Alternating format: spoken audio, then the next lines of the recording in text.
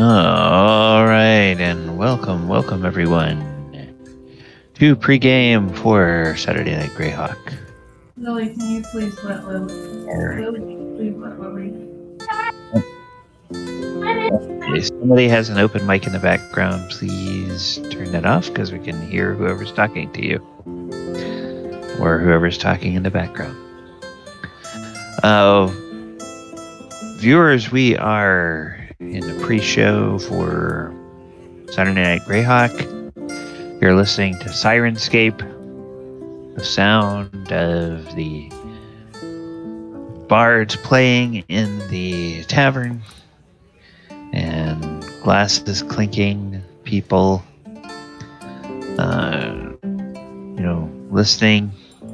Every now and then, somebody winds up having a little bit too much to drink, and you might hear, yeah.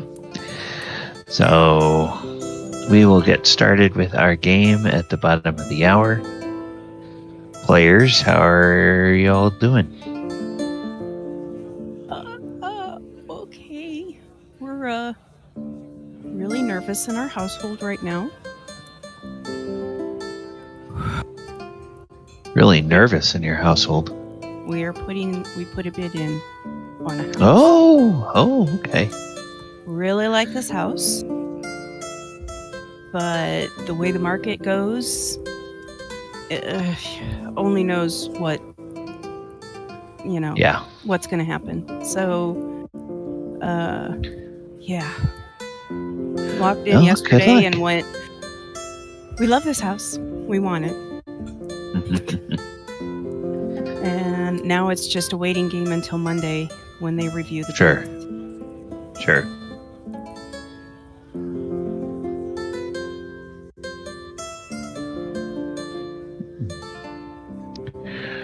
Oh, well, thank you, Eye on the Ball, for the follow. Appreciate that.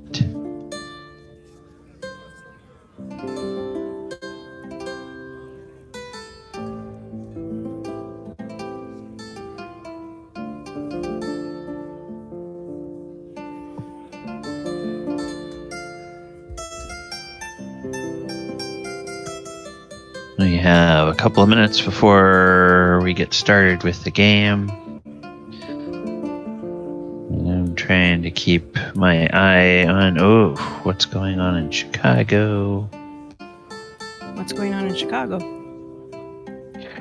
61st minute. A scintillating 0-0 draw at the moment. But our team has a corner kick. Possibly see if we could. Okay. No. Now the referee stops everybody and runs to and gets everybody straightened out in front of the goal. Jeez, it's like, come on, guys. Here we go. And yep. Whoa. Wow, this referee is not calling anything. It's like 3 guys from both teams went down, and the referee's just like, yeah, quit complaining.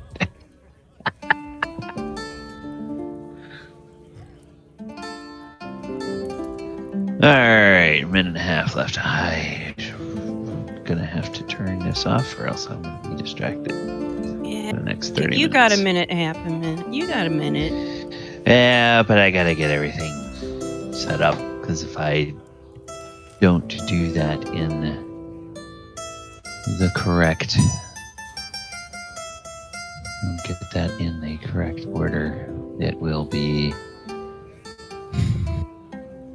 so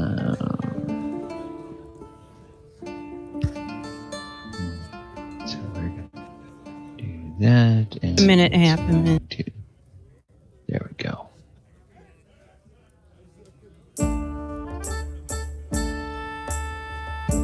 That over there. Okay.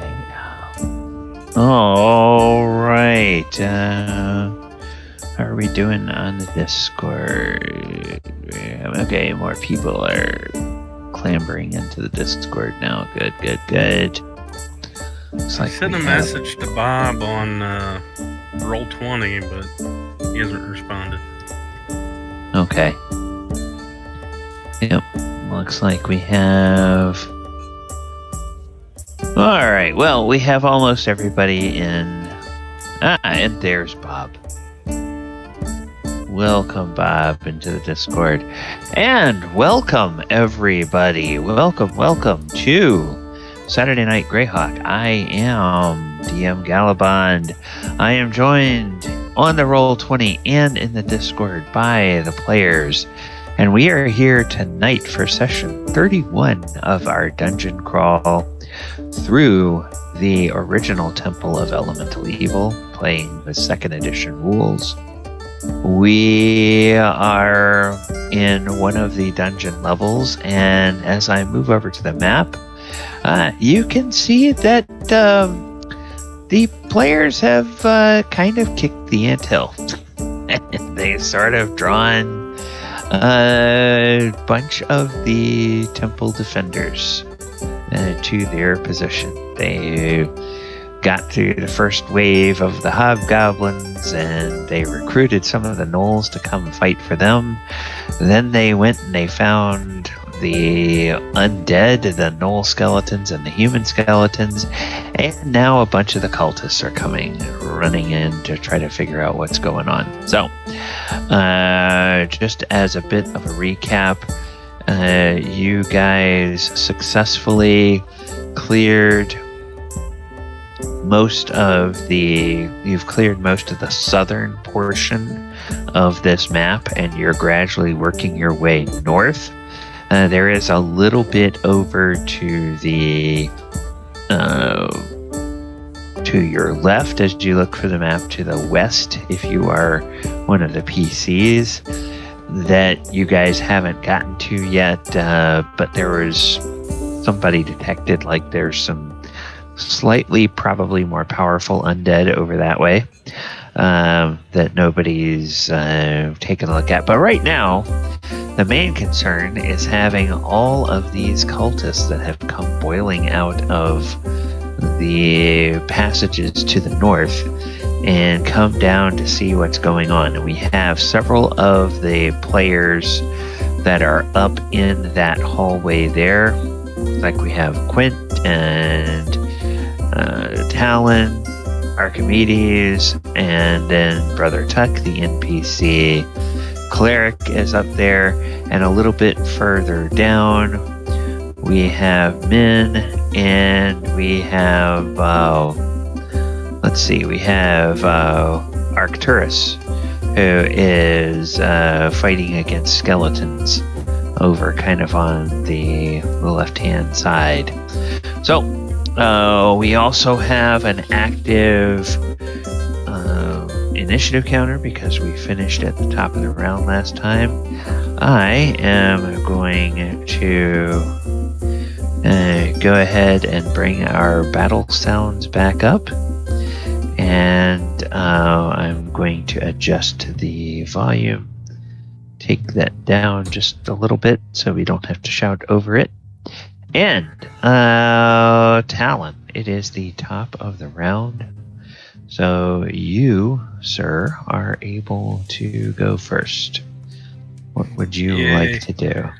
Well, first I have a question. If we don't have our light, it's pretty dark down here, right? Oh, yeah. Okay. First thing I'm going to do is extinguish my lantern. Oh, okay. And then I'm going to give this... I don't have it on here. And then I am going to put my hood up and try to back away without, hopefully, anybody hitting me. Okay, all right. So they would take, basically, when you put the light out, until they get a light going, they would get a -4 for it being dark. And then what is their penalty when your cloak Does that give them another minus? Because it's that cloak of elven kind. Yeah, it does. Hold on. Underground. Torch / lantern light, 95%. So, here. Paste this in. Okay. To the Discord because I'll let you see it. Okay. Alright.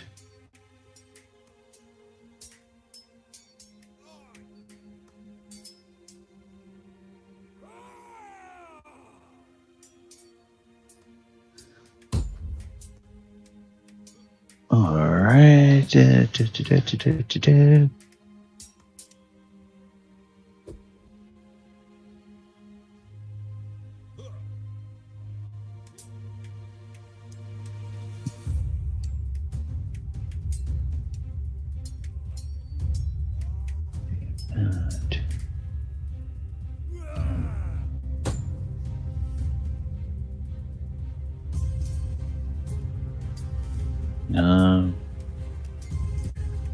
Okay, I'm just gonna start pulling this up here because it's taken too long. Alright, so let's do this. Okay,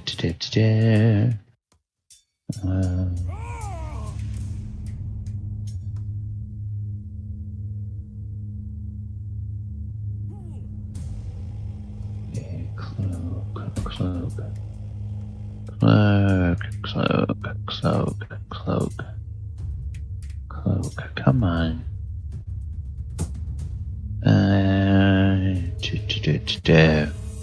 Alright, when we're nearly invisible, chameleon-like powers outdoors. Okay, underground. Okay, invisibility bestowed. Okay, so yeah, all right, so it really, wearing the cloak or not doesn't physically give any additional bonus to just being invisible. So they're at a -4 to hit you. So that's the way I read that.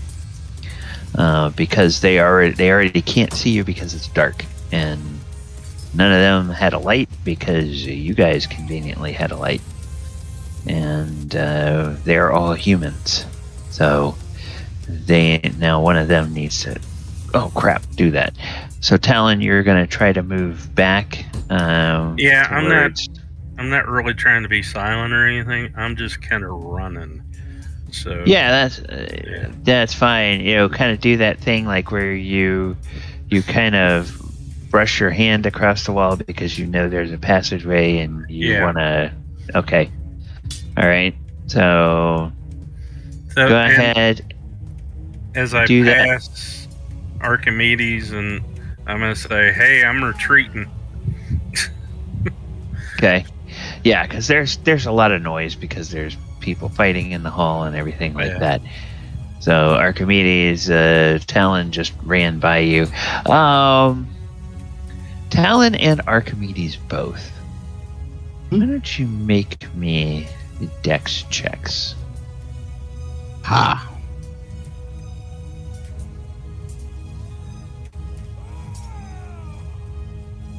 No modifiers. No, this is just plain old dexterity check. Oh, yeah, okay. Oh, yeah. You guys sort of sense each other with no problem and just sort of, twist your bodies to stay out of each other's way. And there's no tangling of feet and nobody goes clattering to the floor.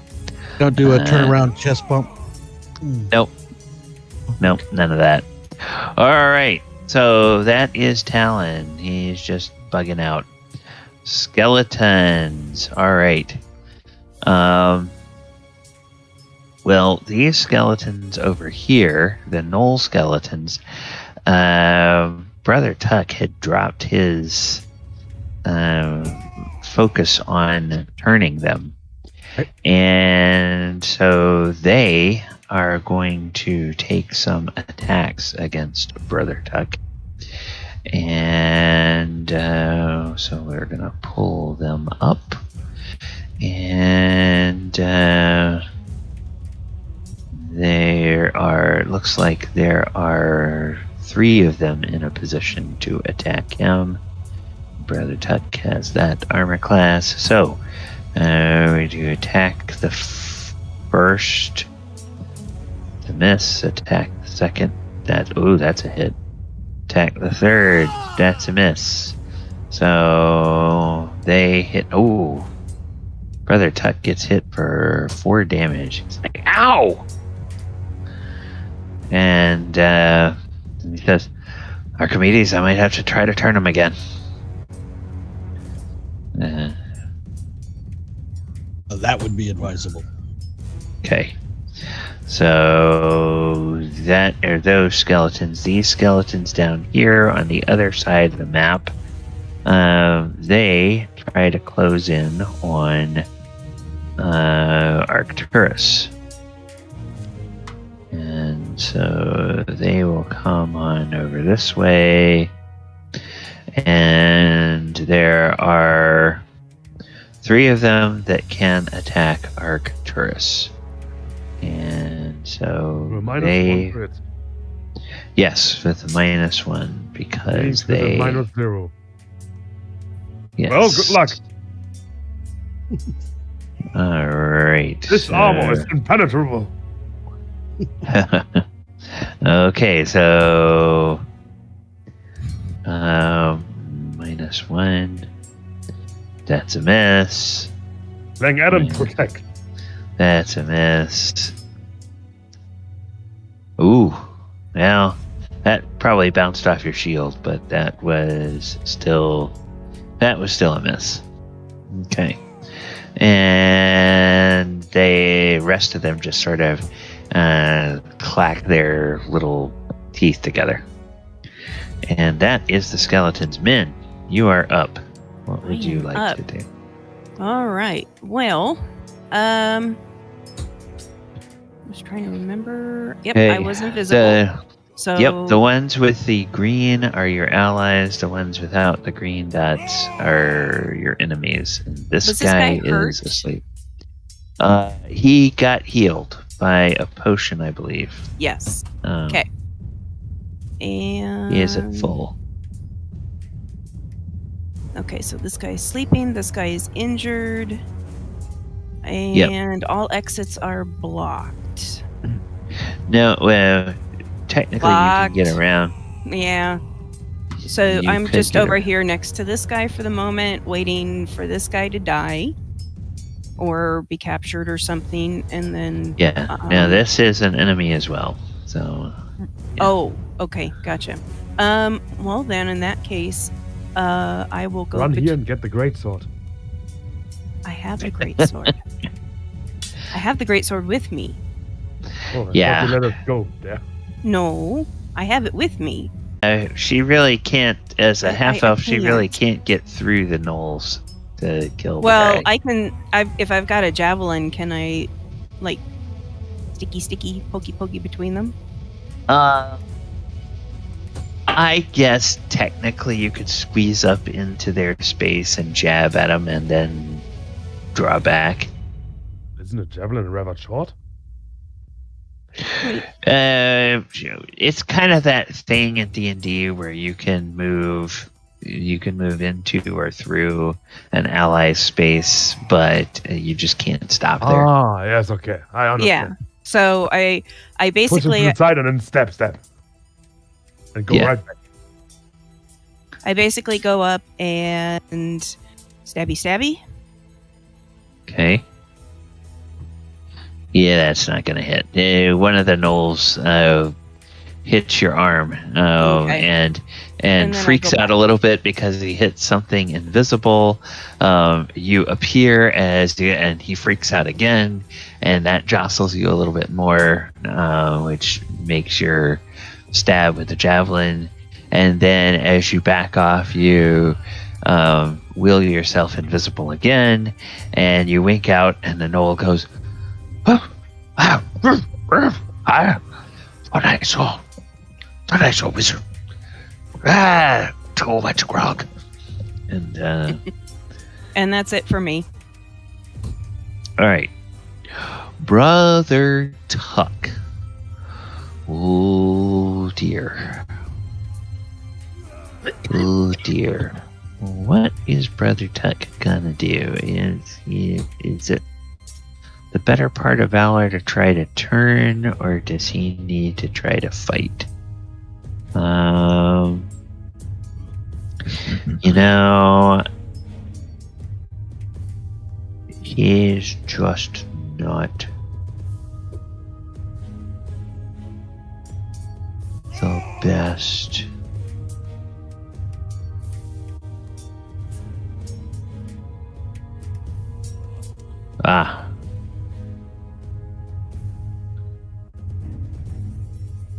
Okay, so let's do this.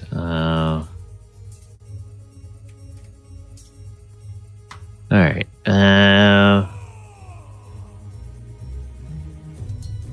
Alright, so he is going to go ahead and he's just going to do this.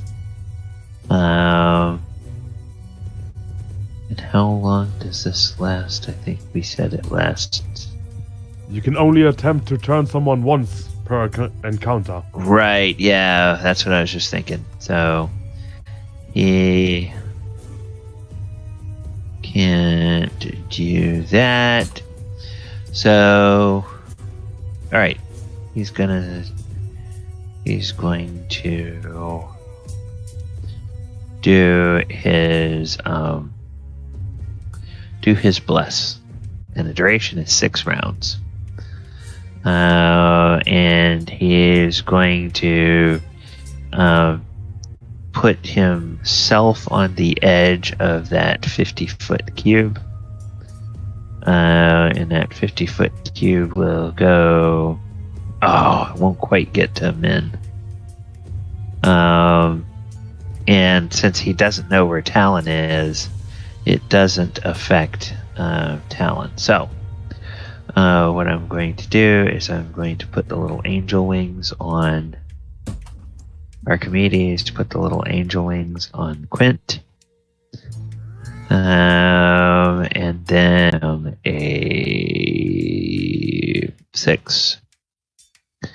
Alright. So, he cast that spell. Would our two guys, the green ones here, be affected by that as well? Oh yeah. They would. Thank you. Because it's all of his allies. All right. So you guys that have that, you get a +1 on your attacks, and +1 against fear effects. Okay. And that is that. He just then hopes that he doesn't get hit too badly. Okay. You know what? Null skeletons are on a separate initiative, but I already had them go, so I'm just going to skip them. Alcott, which means all of your retainers go. So, we're going to start with your retainers that are down here in the room with Min. And they are going to make their attacks.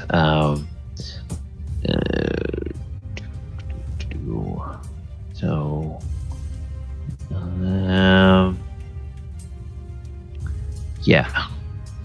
This guy that's right next to Min is going to run around and is just going to coup de grace this guy that's sleeping. So he is out of the fight. He is dead. He is over here and on that layer. Then this guy is going to move around here and is going to help to try to hit the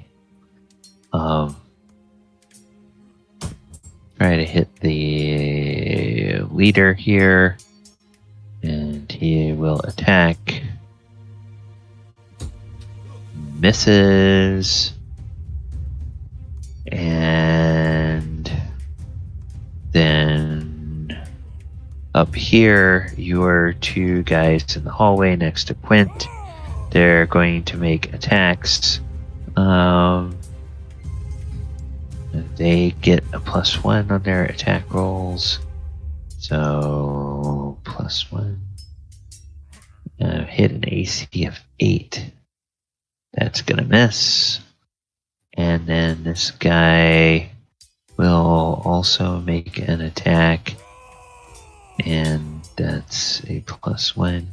AC of 13, that also misses. Ugh. They didn't do very well. Okay. Yeah, the rest of your minions are kind of scattered at the moment. So, alright, they're not really in a position to do that. Burrell is going to attack the enemy leader in the room with Min.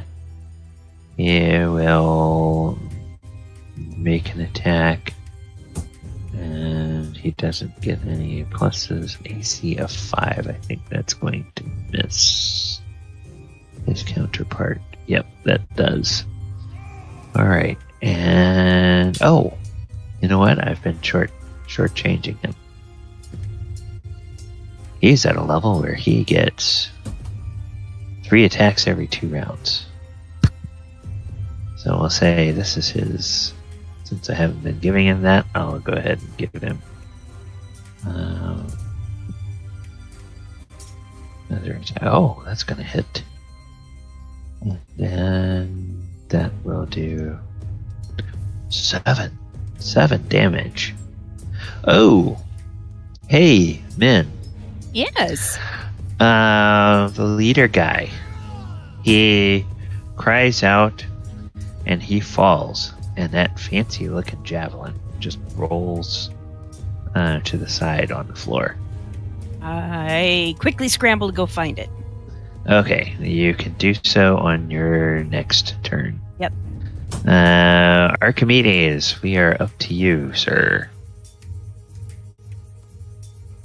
All right. The lights went out in Georgia. Or Yeah. went out for a moment. Yes. Gonna, I guess, Brother Tuck out right there, and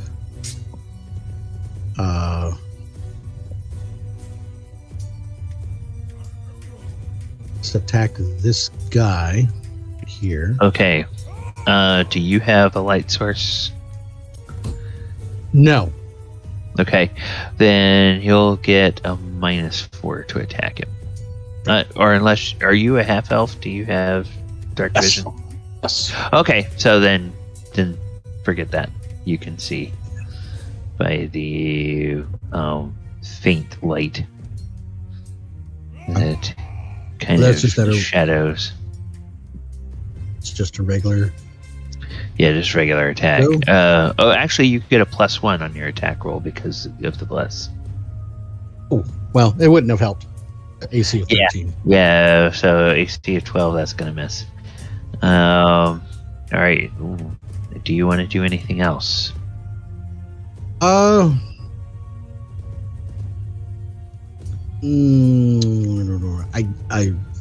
know. If I would have felled that guy, then yeah, I would have everybody's black are darkened. The skeletons are able to see through it anyway, right? Yeah, they're undead. They kind of have this preternatural, and they have empty eye sockets. So whatever allows them to detect their enemies, it doesn't matter whether they have light or not.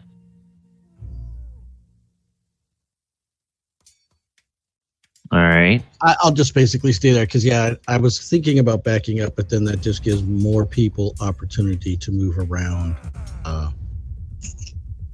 the cleric, and I don't want him attacked on all sides. He's already got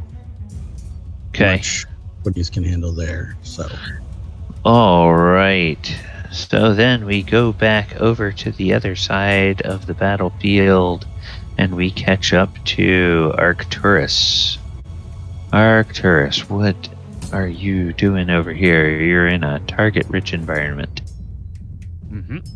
And I'm gonna pick a target and whack him with my Morning Star. Okay. Or was it a mace? I forgot. I think it's a mace. I'm gonna pick the one right left of me. Okay. With the Morning Star.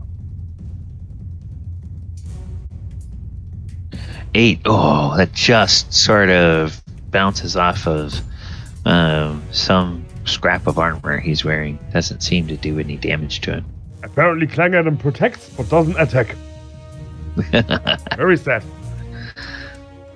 Well, that's my turn. Okay, and Quint.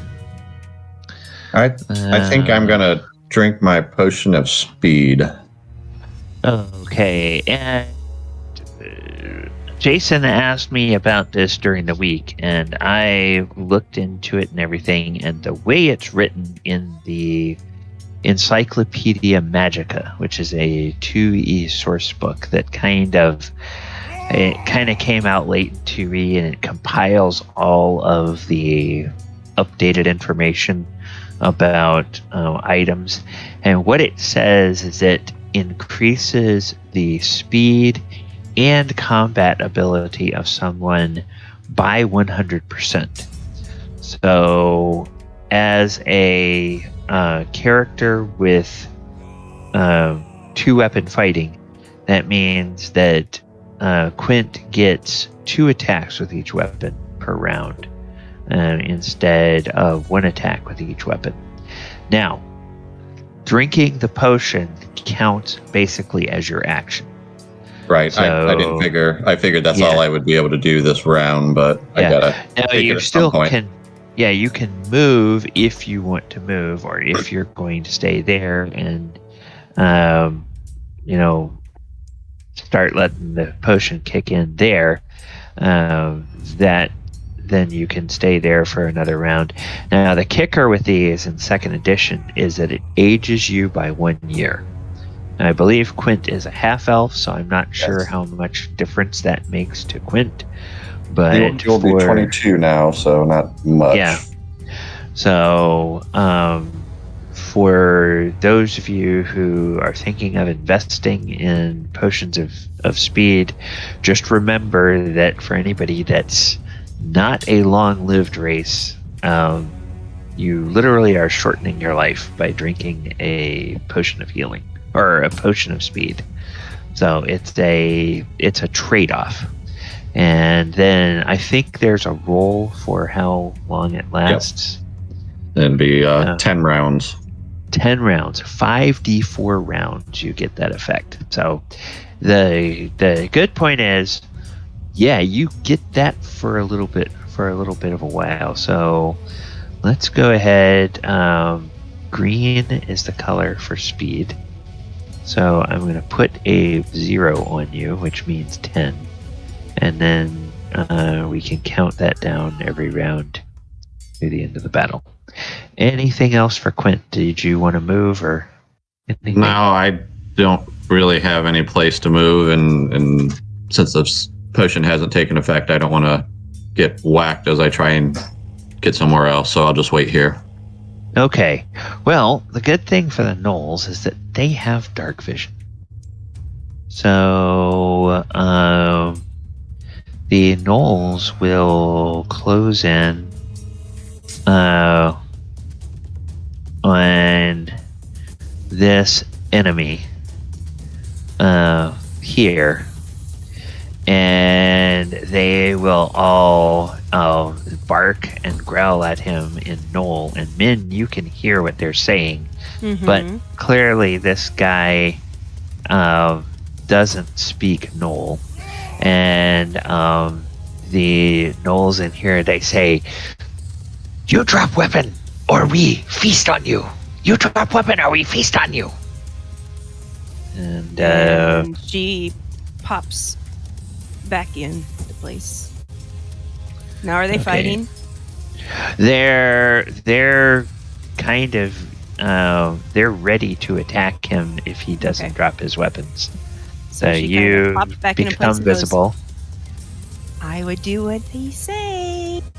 Well, you remember they're speaking Gnoll, and he probably doesn't understand Gnoll, so he doesn't know what they're saying. That's right. So she'll then go, "They're telling you you need to drop your weapon, or they'll kill you. I would do what they say." And then she pops back into invisible.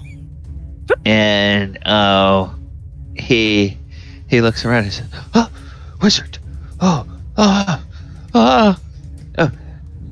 Okay. Actually, wait a second. There needs to be a die roll for this. I need to have him make a check here. So yes, he's gonna do this. We're gonna do 2 of those because that's how it works in this round. Oh yeah. He's getting some hefty penalties. So his weapons just sort of clatter to the floor, and his hands go up, and the gnolls look very disappointed, but they look over at Burrell and they just sort of shrug, and they point at this guy as if to tell Burrell, "Okay, he's your problem now." And Burrell says, "Wise choice. All right. You're with us now. Tell us what the defenses are in this. Where will we find the most resistance?" And he says, "Well, up to the north, you'll have to deal with the priests. The priests of the Earth Temple. There's Romag up there, and there's also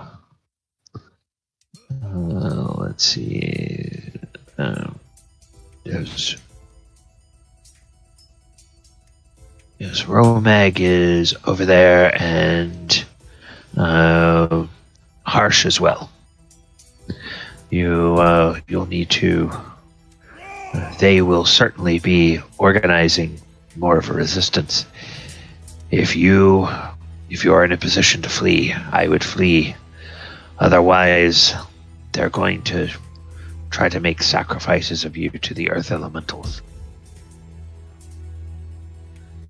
And at that, Burrell will just sort of call over to the corner and say, "You hear that, men? You better let people know." Oh. And she pops back visible and goes, "What? What was he supposed to tell them? I thought they were talking to you."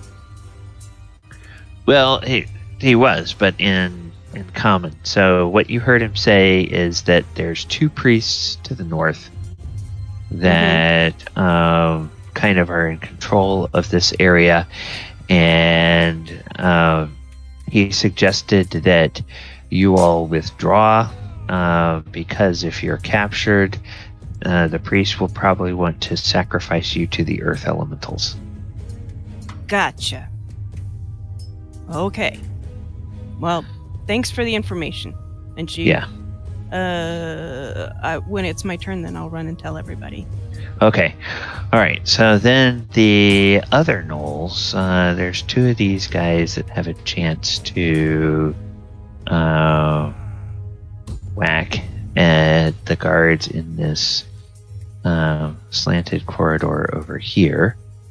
So they'll make 2 attacks. That's a miss. And that's a miss. And then there's a couple of gnolls that have a chance to fight against the skeletons that are fighting Arcturus. So, that's a hit. And that's a hit. So they make 2 hits there. So, let's see. 3 damage and 5 damage. Okay.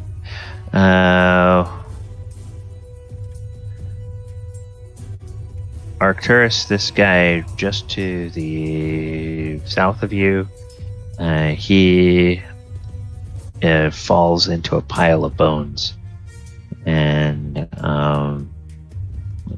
as he's attacked by the gnolls. All right, so we're clearing that out a little bit. All right, and last but not least, the enemy guards. Well, up here in this corridor, one of these guys, we're going to say this guy here, he lights up a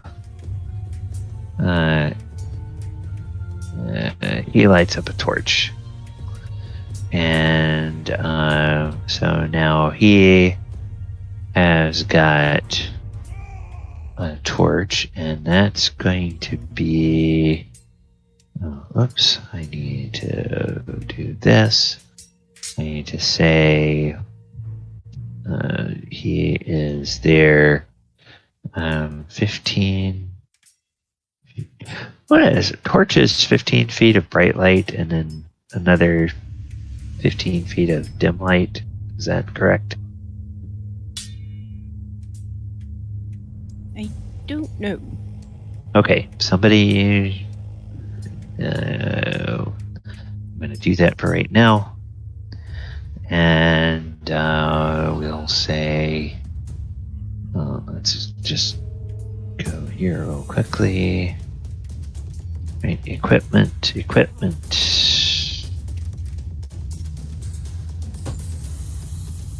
Miscellaneous equipment.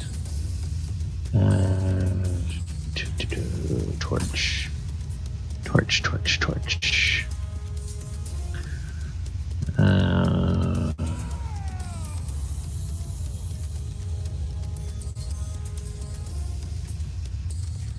Okay. That's. I see where it says radius is 15 feet and burning time is 30 minutes. Okay. Maybe I'm thinking that I think maybe in later editions they had the bright light and the dim light. Okay, so Yeah. we'll just do that. All right. Yeah. All right. So okay, so that's his. That area is lit up, so that guy lights the torch, and these guys say, "Oh, hey, there's somebody over here," and they will. Some of these guys will come towards Bob. This guy gets to see your fella, and he will go ahead and he will make an attack. Yeah, they all use the same. All of these guys kind of use the same thing. So, no.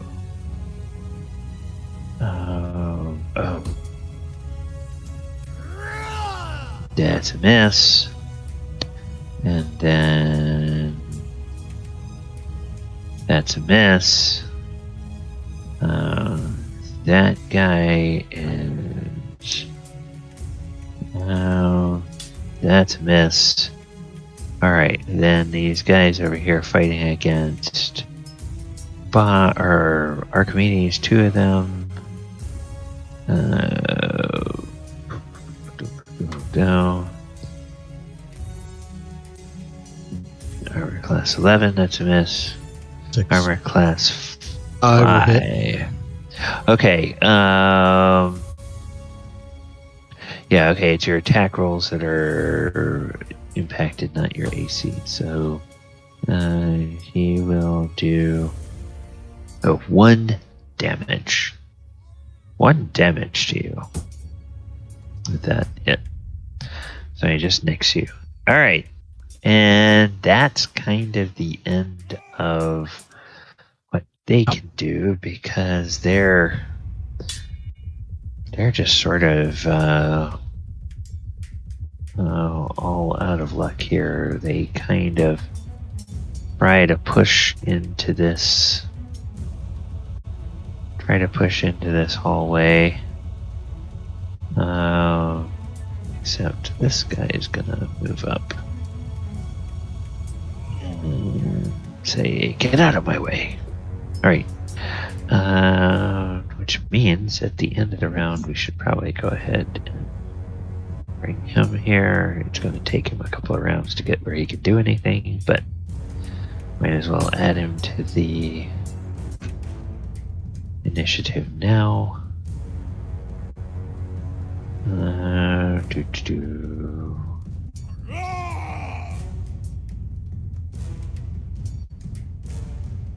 Okay, so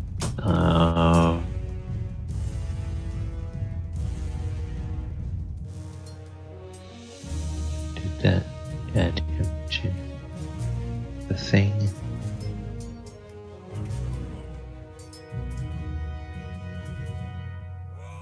I don't. No, it didn't add him to the thing.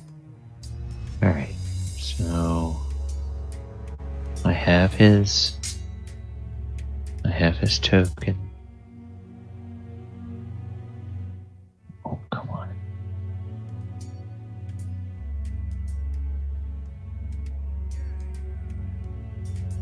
There we go.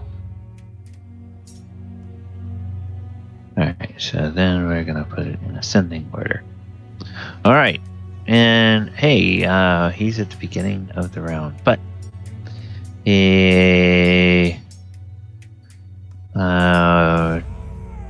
cannot go anywhere. So he just says, "Move it, you all." And Talon, we're still up to you.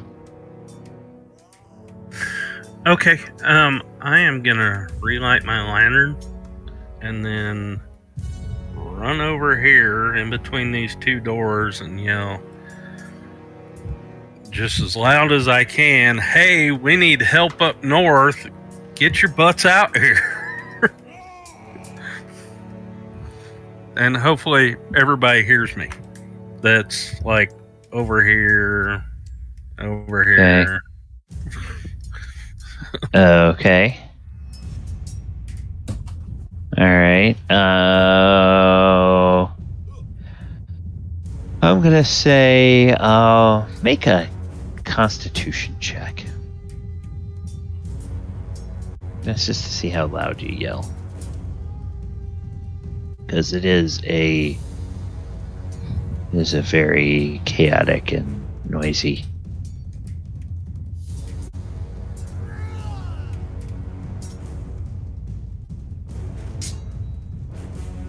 Alright, here we go. Oh, yeah. Okay. So all of you guys that want to, you can hear that, and you hear a call from Alcott saying, "All right, we'll come right away." And so you think that the message was heard. All right. So anything else for Talon before I start with the skeletons? No, the other thing I need to do, I have to wait till next turn. So Okay. So the skeletons will move up and 2 of these skeletons will attack Arcturus. 1 of them will attempt to attack the Knoll. So 1 attack against Arcturus at -1 is a miss. Another attack at -1 is a miss. Attack against the Knoll at a -1 because of his proximity to Arcturus. That's also a miss. Alright. Then they kind of fill in these spaces, but that's all they can do. Min, you are up. Okay. You heard Talon's voice echo that they need help up north. And this guy that just joined you says, "No, it may already be too late.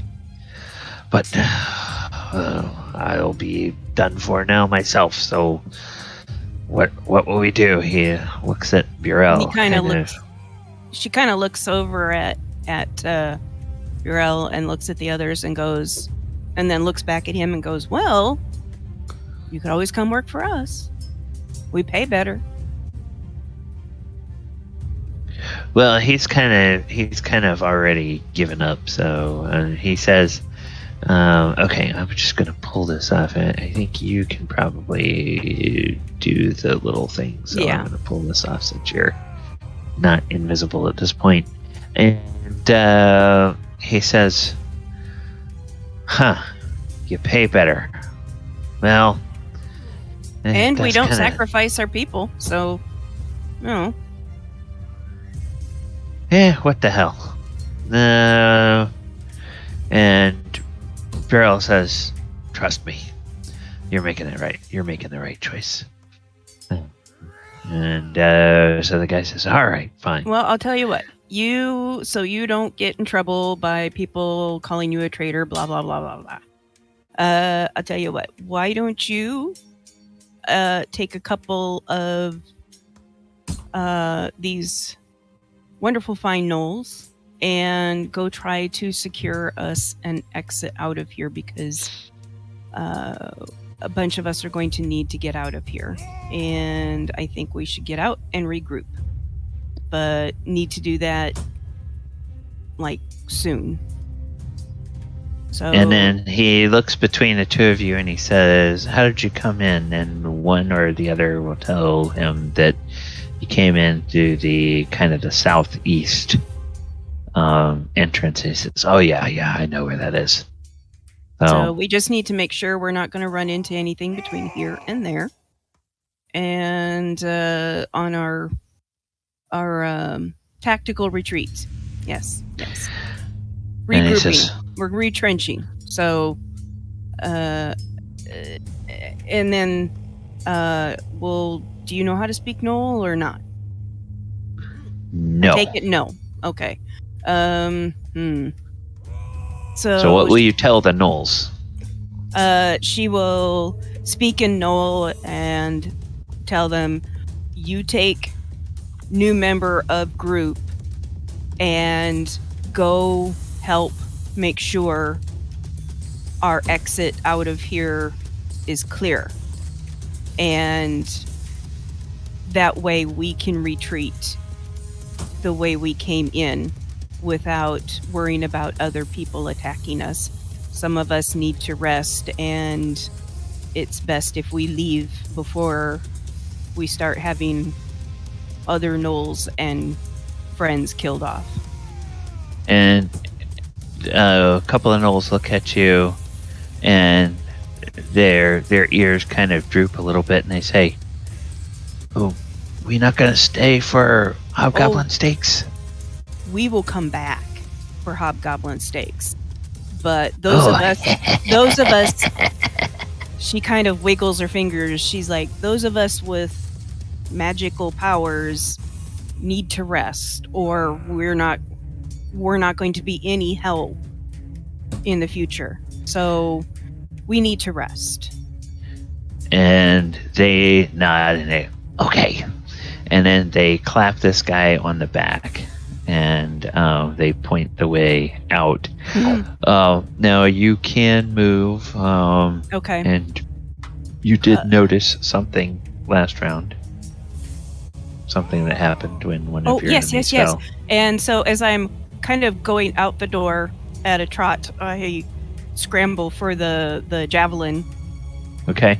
All right. And then motion to the other guards. I will send one other guard with him to keep an eye on him, and then take the other. I will say 3 gnolls and 2 guards with me, 2 gnolls and 2 guards back to clear the way, and I'm going to go find Talon. Okay. And say, I have people securing our exit out of here so we can tactically retrench. Yes. Well, the problem is right now we have Quint and 2 of the guys that are surrounded. That's fine. And We can get them out of fight here. To them. Yeah. Well, we got to fight to them to get there. So that's fine. So we go up and to the right and around, and you'll find the fight. Okay. I think we should tactically retreat as soon as we possibly can. Because if they get us, those priests will, if the priests get us, they will sacrifice us. According to one of the guys that we recruited. I expected nothing less. So, what are you doing? Well, as you can see, I'm bleeding, and I'm going to take a potion here soon. Well, fine. So, I have 2 gnolls and 2 robed guys that are going to go make sure that nobody can block us off for an exit. And why don't you see, once you get healed up, if we can, try to get our gnoll buddies gathered up and start making a retreat, even if we're not done completely fighting yet. And then she takes off across the bones, going, "Oh, Yep. God." And comes running up to Marcel. Where is he? Here? No. Here? Marcel is the other way. Oh, crap. But this is the way you were told to go. So you sorry. come up to Archimedes and Brother Tuck. Okay. So yeah. Okay. Yeah. Where's Brother All right. Tuck? He's right here, right in front of you. Oh. So I'm supposed to go here? No, you're supposed to go up and to the right, which is what you did. Okay. All right, so you're there. That's about Yep. That's about all you can do. So, you get there. Brother Tuck sees you come up. He kind of hears a little bit about what you say, and he says, "We've got all these skeletons and these guards. Do you have anything?" And she holds can help. out. She holds out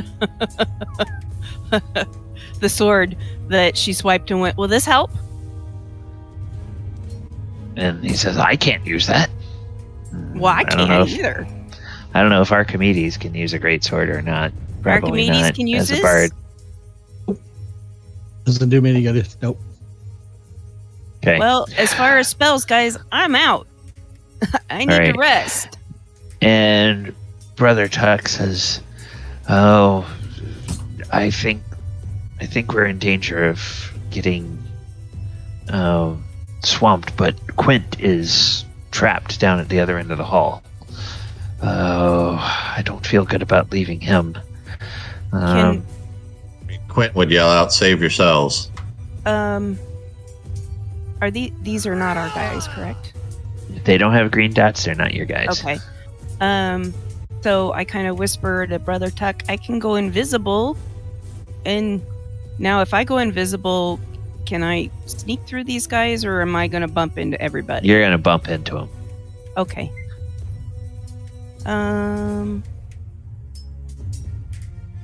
Crap. There's not much else I can do at this point. I just say I will try to run back around the other way and see if we can't get him out the other way. Okay. So Brother Tuck says, sounds good, and says, and he calls over his shoulder to Archimedes. He says, we should just try to start moving back. So what is this javelin I picked up? Okay, it's not your turn anymore. We'll get to it when it comes around to your turn again. Okay. So Brother Tuck is going to go over here and is going to try to whack at one of these skeletons. Oh, with a mighty crack. And he will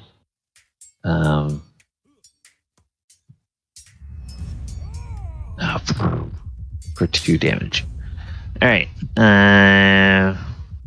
Yeah, for 2 damage, which doesn't do a whole lot, but alright.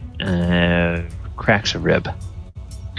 And then the gnoll skeletons, they are going to return the favor. The 3 of them are going to try to attack Brother Tuck.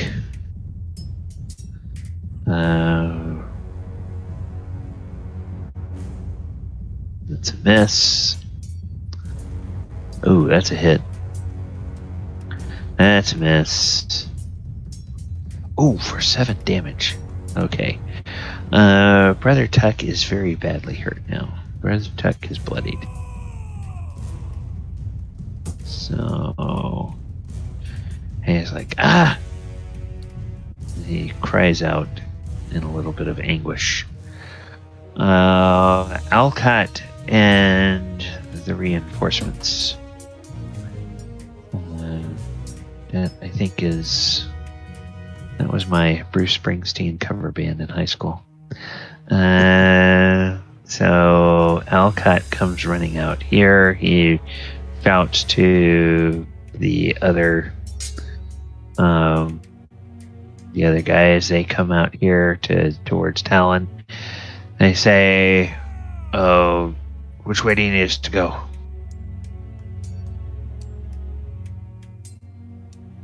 Talon, you can respond to them. Oh, yeah. They need to go. These are the ones coming from over here. Yep. Okay, they need to go up and to the left, and you'll see some gnolls fighting some other guys. Help them out. All right. So they come running over here, and then they can kind of squeeze into a null space and take a whack at this guy. Armor class 6, that's gonna miss. And then Alcott will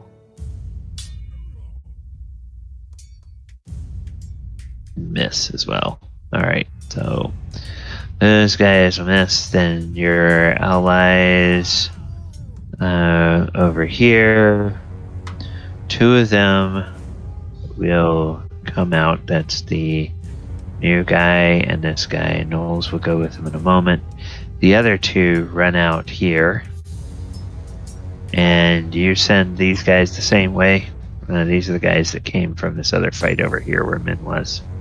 Or do you want them to follow? No, Min? I sent them up with men. Okay. So Min, Burrell, and one of the other mercenaries that's with you runs up behind you.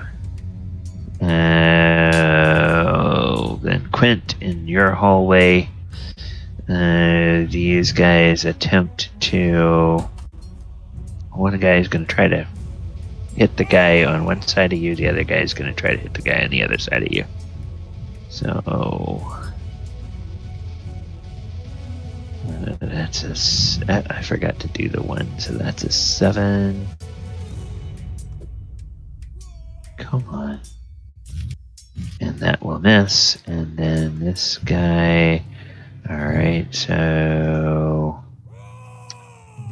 yeah, that's a miss. All right, so Quint, they're not being much help. Burrell will come up, kind of squeeze his way past Min, squeeze his way past Archimedes, and get up here. And then he is going to try to hack at this guy. Strikes an armor class 8, which will hit, dealing 9 damage, and just plasters this guy. And he falls dead.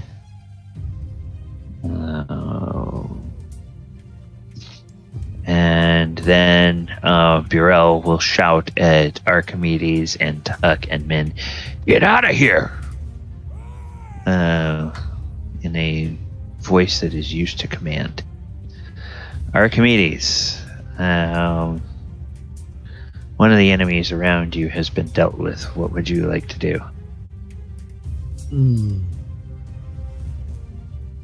You have this guy next to you. You have a badly damaged skeleton and a badly damaged Brother Tuck. Yeah, I was thinking about giving Brother Tuck a potion, one of my potions. I don't know if that's part of my action. Here, drink the potion. Okay. He could heal. 2d4.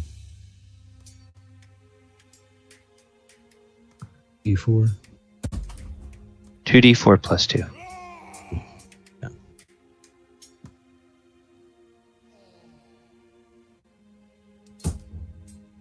So 7. Okay. Yeah, okay. You just sort of shove it down his throat. He kind of tilts his head back. You use your action to do that. And that is going to get him just back above bloodied. So he's not bloodied anymore. And he says, thank you. And then... Oh, I forgot to do this round.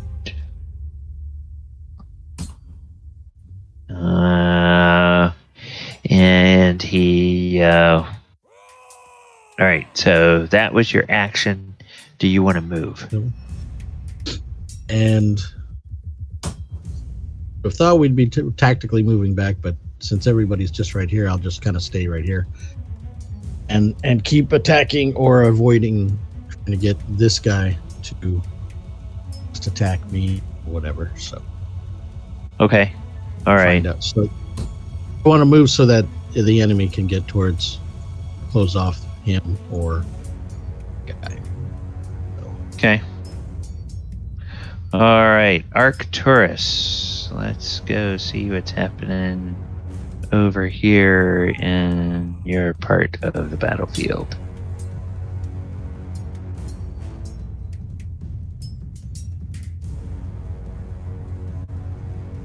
AC of 8. Oh, did you add the +1? That'll miss if you added a +1. Alright. I'm guessing he did. I'm guessing he can't speak. No, I didn't. Reason. Oh, okay. You did not. Alright. So a plus with a +1 from your you're getting a +1 from this area, right? No. Or is it? No. Oh, okay. Okay. All right. Phooey. Then that does miss. All right. Quint, you have the bless up, or you have the speed potion up. Yeah. And I'll yell at everybody to go, run, save yourself, and then I'm just gonna try and plow through some of these guys ahead of me and see how many of them I can take out. Okay. You get 4 attacks. I'm just gonna roll them all at once here. No. Okay. Well, no. Oh, Roll okay. them one at a time. Sorry. The 5 will hit. So go ahead and roll your damage for the 5. That was the short sword.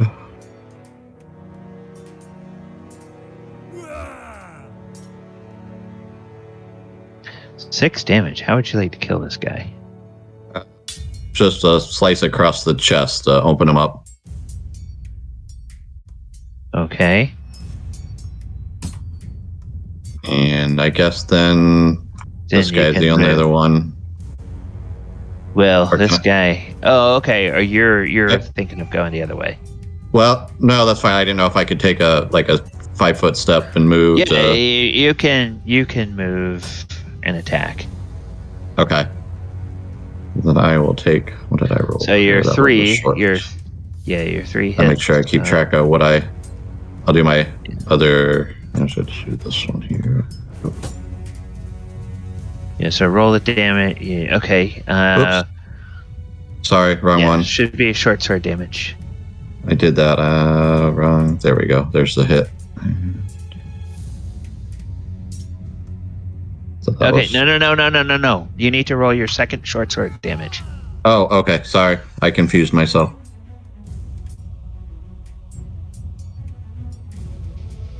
Okay. All right. That's actually going to be enough to get rid of that guy. So how would you like to kill him? Just a slice across the other way. Okay. All right. So then you can keep moving, All right, or and then- you can just attack that guy. Yeah, I'll just stay there and get that guy right there. So I did both my short swords, so I need my long swords now.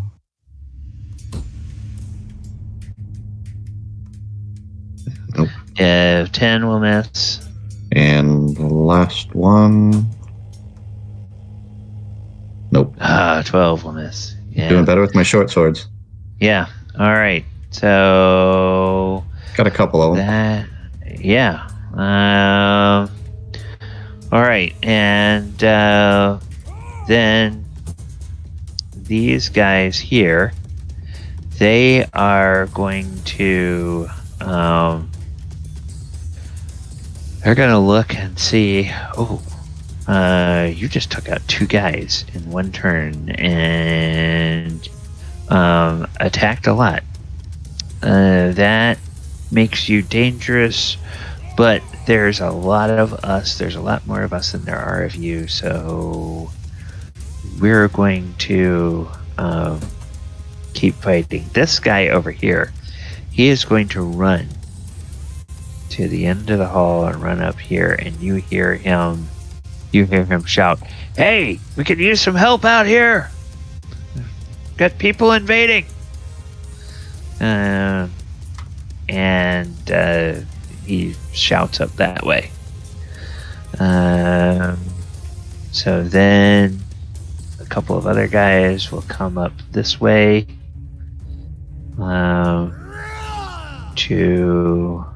2 guys will come over this way.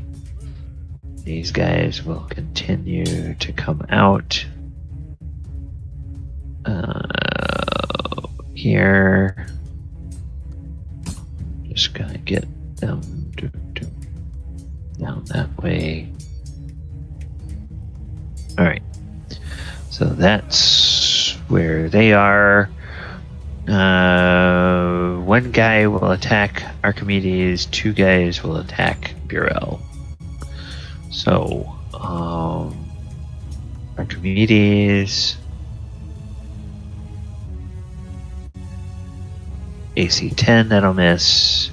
2 guys on Burrell, AC 3, and AC 11. I think that. Do you have 2 or 1? Yep, that misses. Yep, that misses Bureau. All right, and let's see. Then you're down here in this angled corridor. They'll take a whack at a knoll. And that will miss. Alright, now the gnolls. 2 of them will attack that guy. Oh, that's a hit. That's a miss. And 2. Alright, well, that'll bloody that guy. And then the gnolls down here next to Arcturus. 2 of them will attack a skeleton. AC 10, that'll miss. Whoops, I'm sorry. AC 13, that'll miss. Alright, now, okay, then these gnolls will come out of here, Talon, finally. They can move. You want to... Yeah, I'm going to tell them, go to the left and try to push up. We need to get that corridor cleared up to the north. Yeah, he says, okay. So they run up that way. Alright, and... Ooh, yes, over here. These guys come out, and they will run up into the hallway, and I guess 2 of them will run over here behind this guy, and the other 3 will run over here this way. I'll just kind of do that. And then we're back to the top of the round. And this cleric is like, will you guys get out of the way? Oh, you are... And he will...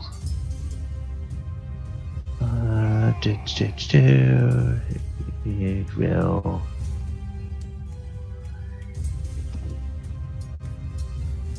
Yep, he is not very useful. Alright, Talon, you are up. Talon is going to drink a healing potion. Okay, 2d4 plus 2.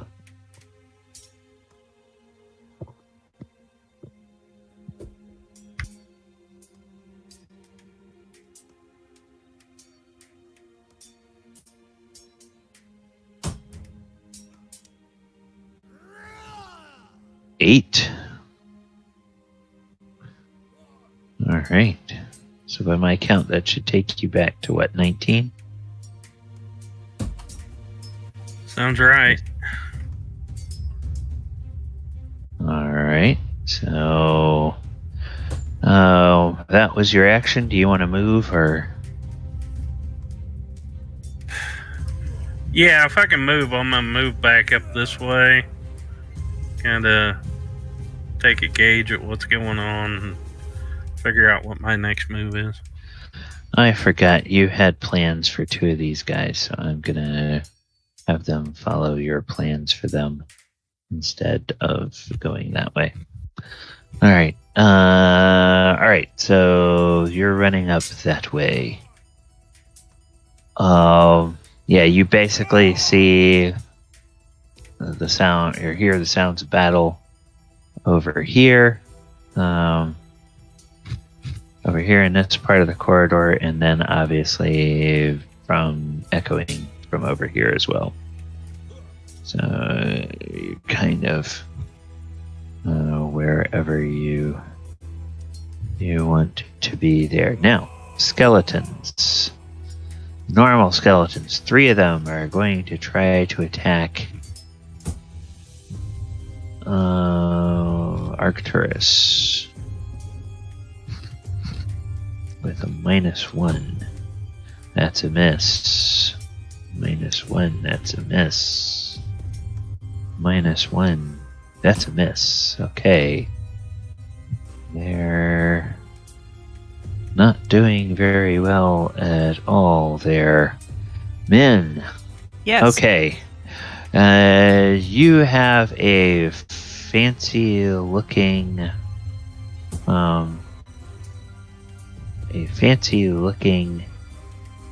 Javelin. javelin there, and this javelin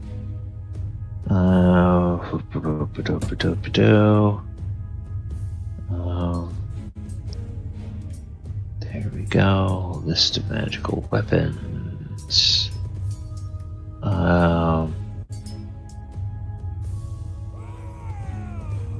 Okay. It.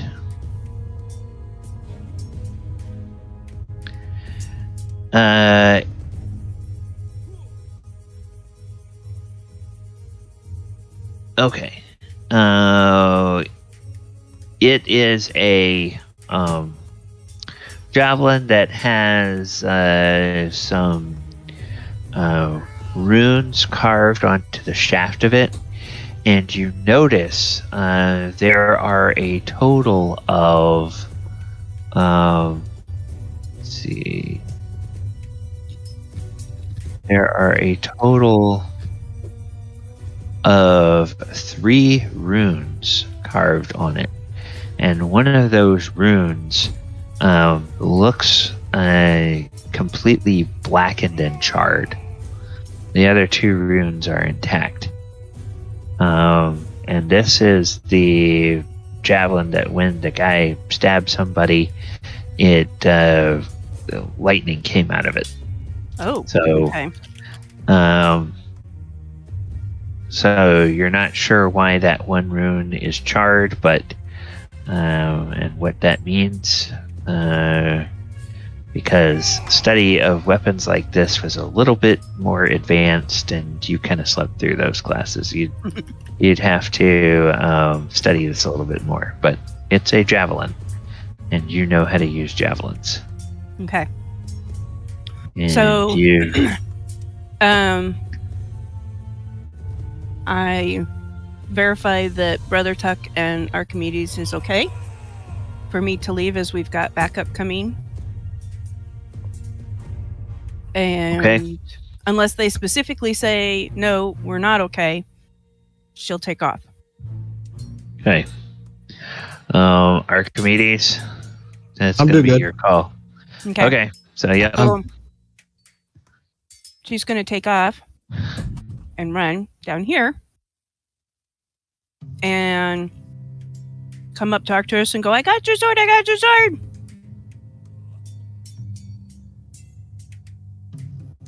And she goes to try to give it to him. Okay. Kind of in the middle of something.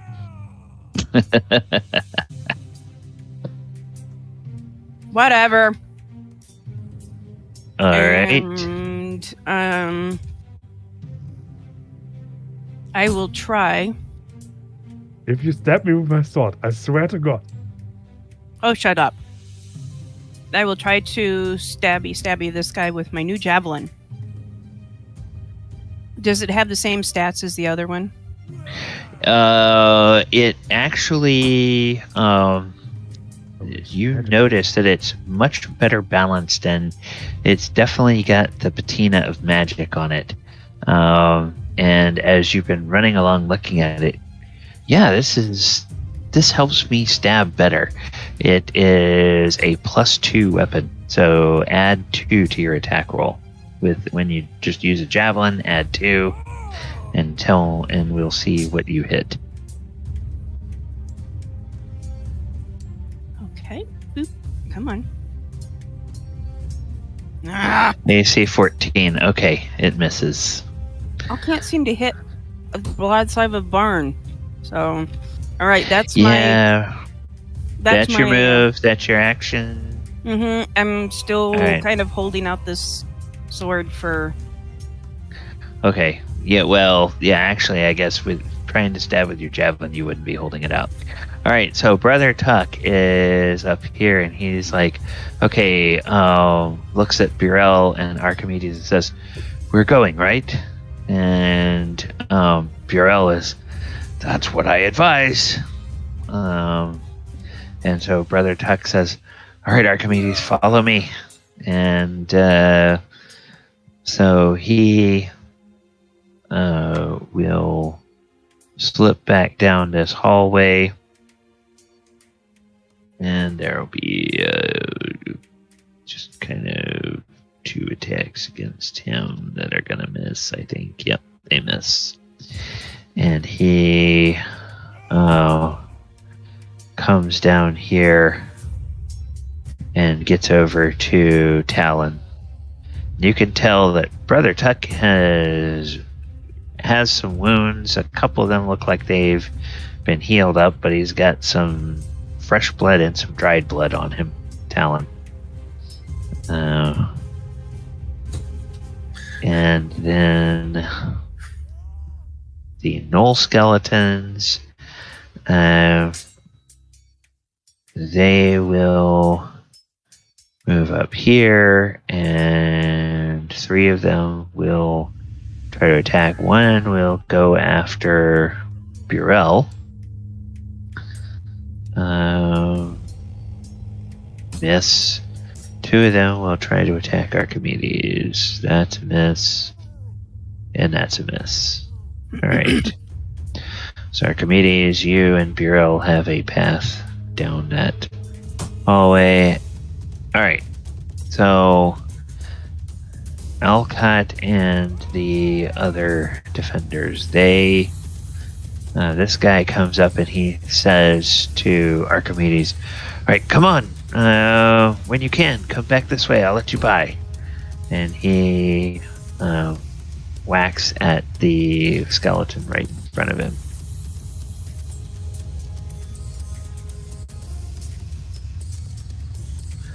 And that hits for 4 points of damage. Alright, so that's -4. And then these guys will... Well, one guy can hit the one next to... hit the one next to Quint, and the other guy will run down here and try to attack this guy from the back. So... the guy next to you has that armor class. Oh, down here has that armor class. And that misses as well. Alright, then these 2 guys, only one of them can try to attack. That guy from the corner there, that's a miss. Alright. And then these guys here, they will make their way. They'll make their way over here and come down to... They'll actually come down to guard this way. No, they'll actually stay up here and guard this way and make sure that none of your enemies come down and block that. Alright, is that all of your guys there? Yes, and Burrell. Burrell gets 2 attacks this round, so Burrell is going to attack this guy and see if he can hit. That's going to be a miss with the first attack. Oh, that's a hit for 6 damage. Oh, and takes this guy out. -6.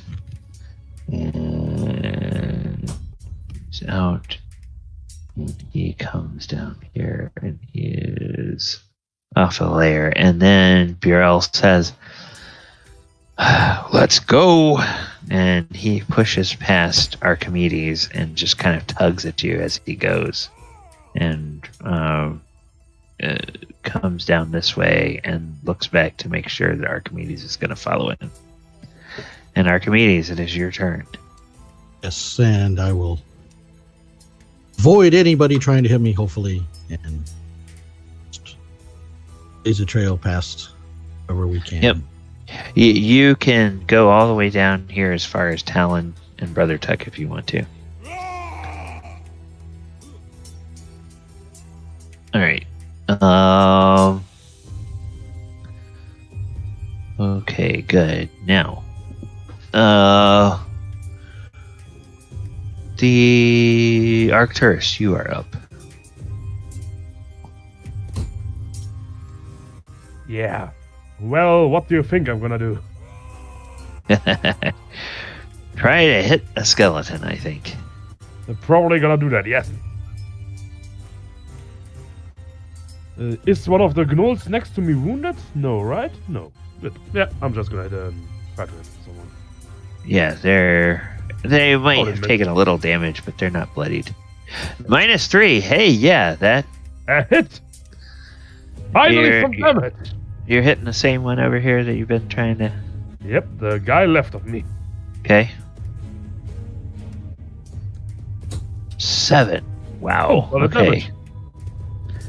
damage. That will bloody him.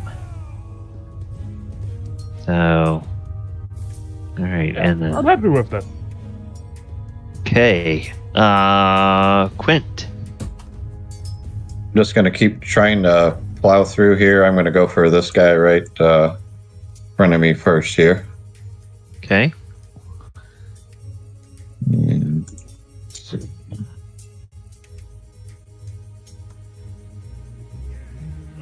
That'll miss the first attack.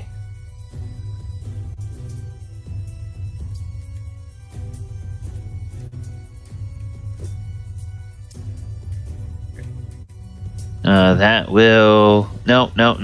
You gotta Darn it, roll the sorry. attacks. I'm going cross-eyed tonight and looking at the wrong stuff here. Okay. Yeah, that'll hit.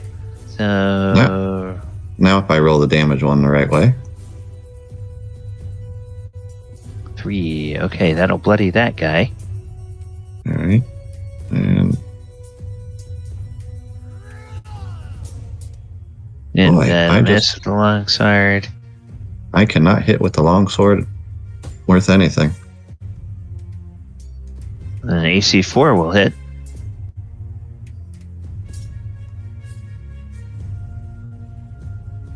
Three more damage. Hey, that takes him out. How Alright. do you kill this guy?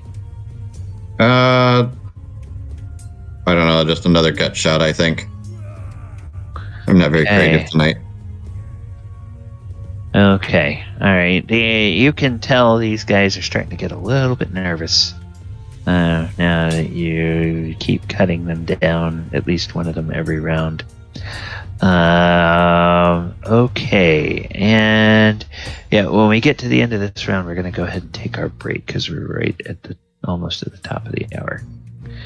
So, the enemies that you all are fighting. Well,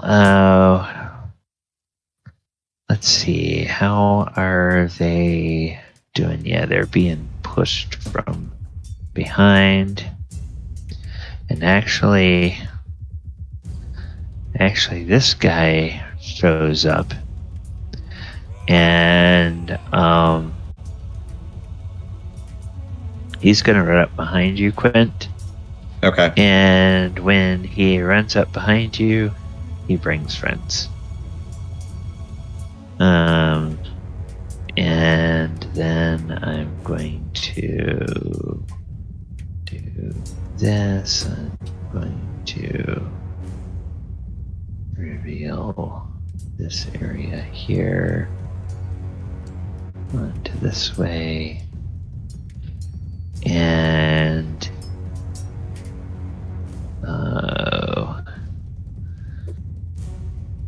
more friends show up. So yes, you guys have indeed kicked the Anthill. So now it's a now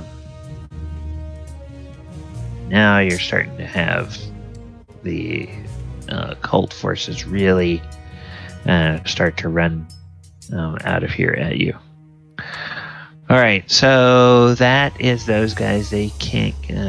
One guy can get into position to attack Quint.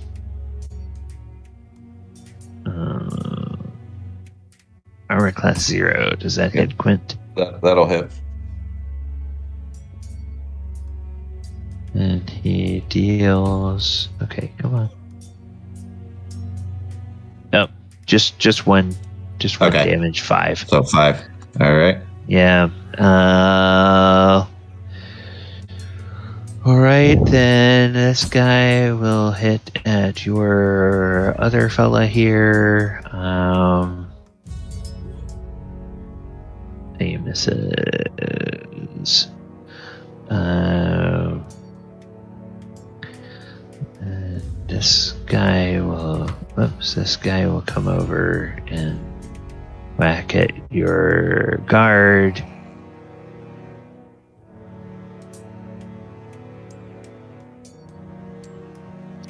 I think he misses. Yep, he misses. Alright, and yeah, they're not doing very well. Oh, did this guy attack a knoll? I don't think he attacked the knoll yet. Oh, that I think will hit a knoll. That will hit a knoll.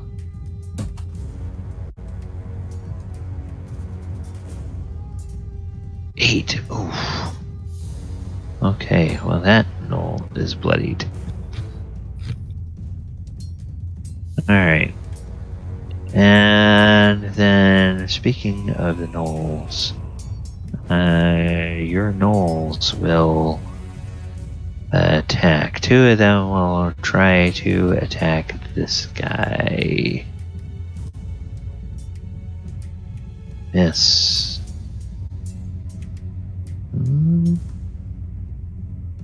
Nope, that's gonna miss as well.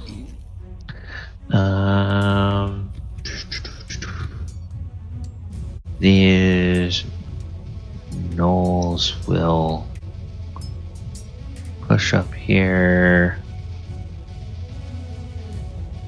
They'll kind of growl at the guards to get out of the way because the way that thing is. And then these 2 guys, they will run down over here and join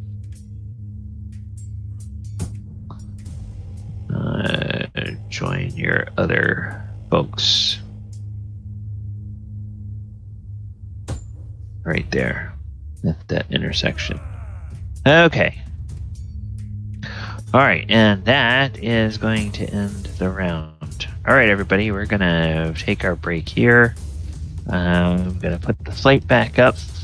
Viewers, thank you guys for hanging out with us. This is old-fashioned Gary Gygax module where you do the wrong thing at the wrong time in a dungeon and everybody comes storming out after you because they kind of all have these little trigger things where this guy goes up and warns that guy and these guys go over there and they talk to those guys and all that kind of fun stuff. So we're going to take our break right now, and I'm going to move the back over to the tavern music, and we'll be back in about 10 minutes. Players, you guys can hang out here on the stream channel, or you can move to the off-stream chat channel if you want to. And I'm going to step away and mute myself.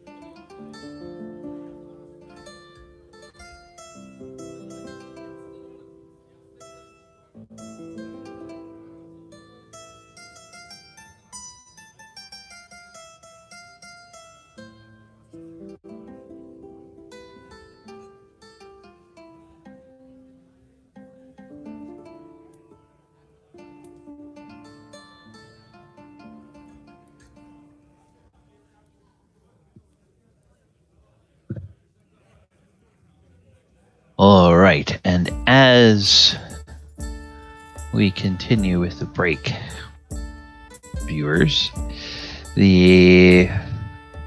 as I mentioned, this is one of those classical modules with the kind that Gary Gygax and the early designers of D&D like to throw at people, where it was like, you have how many people down here, and there's how many levels of this thing that we're supposed to go through, and there comes a point where because players of the modern era are not used to it, you kind of as a DM have to give them an option. So we reach the top of a round, and when we resume, I am going to give them an option such as you might see in these old games, just to kind of give us a set.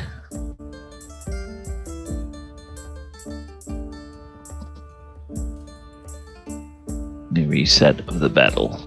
All right. Okay, let me check. Okay, we have almost everybody. Oh, we do have everybody back in the Discord chat. All right.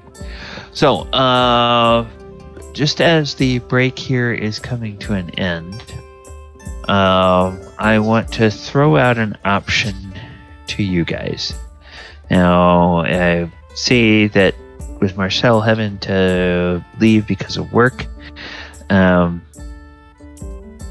we have kind of everybody here kind of in control of the characters and whatnot. Now, I'm going to give you guys the option based on how the battlefield has changed at this point. I am going to say that if you tell me as players that you want to go into a full 100% retreat mode, you will have an option to make a fair escape. Now, it's going to mean a few of you will take certain damage, but probably won't die. But it does mean that we can kind of just fast forward to the end of the combat, and I can tell you how this combat plays out. if that's what you guys want to do. If you would like to continue the battle, we can continue the battle. I think we had to do a full retreat. Full retreat. Okay. Yep, that's Because- fine. It's gotten to the point now where we can't move Okay. without losing somebody. Right. Okay, so the way this is going to work is that I am going to roll some dice off screen here. I am going to roll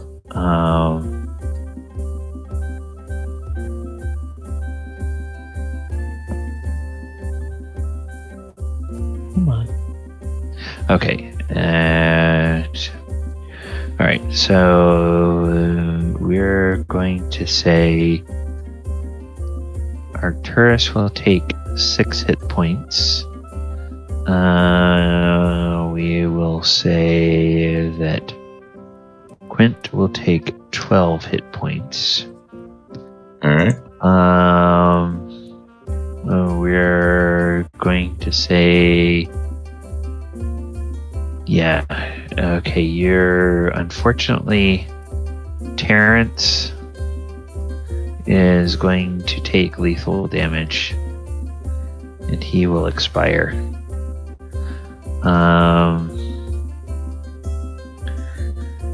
And unfortunately, Relkauth is going to take 12 points, which is lethal damage, and he will expire.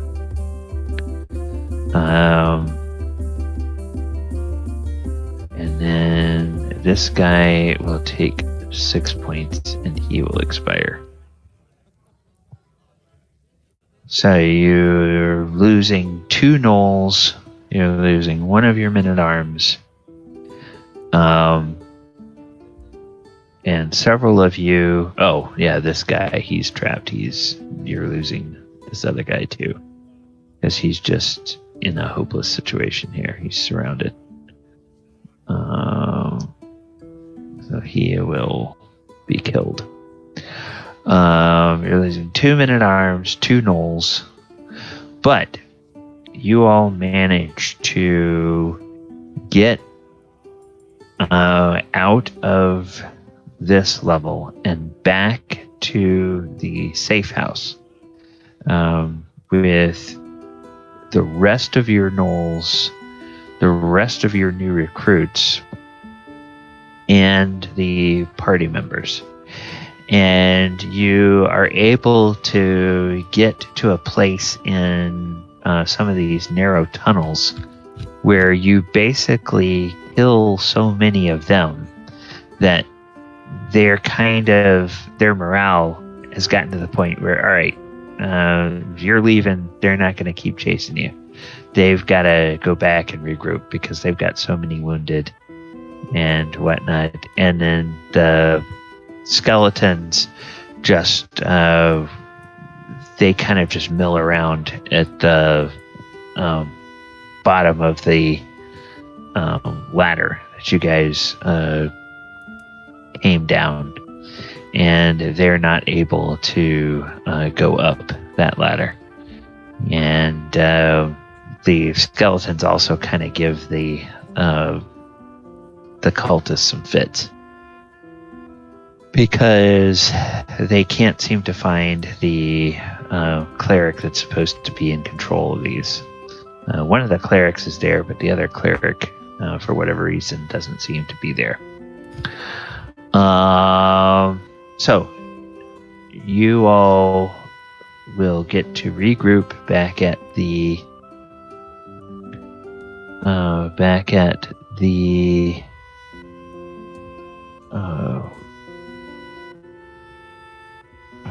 Safe house? Safe house, yes. I've got to find... This is the map that we want. All right. So I'll bring you back up over here, and I'm gonna bring us to our outside ambience. There we go. All right. So, all right, you are at the safe house, and let's just bring you guys down here. We'll bring you guys down here. We'll bring Brother Tuck down here. All right. So you're kind of all over here. And then I'll gradually bring the rest of your gnolls and everything over to this map. But yeah, you come out of there with your wounds and your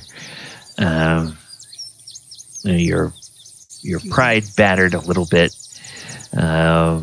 and with not a whole lot of treasure to show for it, but with a chance to sort of think what you want to do next. And you guys can begin discussing that while I begin moving tokens around. So go ahead, take it away. And looks utterly spent and a little bit on the frumpy grumpy side. What time is it? What time of day are we at outside? You guys explored quite a bit of this over here. You've probably been down there about 4 hours. I think you went down in the morning, so it's probably getting close to lunchtime. Well, I think first thing we need to do is the spellcasters need to rest. We probably all need to kind of rest and bind wounds and whatever. We definitely need to set up a heavy guard to make sure that we don't get snuck up on by these people. We got a bunch of fresh gnolls. Yeah. Yeah, you're... At least 5 fresh gnolls anyway. Yeah, the gnolls that you guys had with you before, as well as the gnolls that are new now, they will be here, and clear those turns, do that, and we will get this guy here, no, he's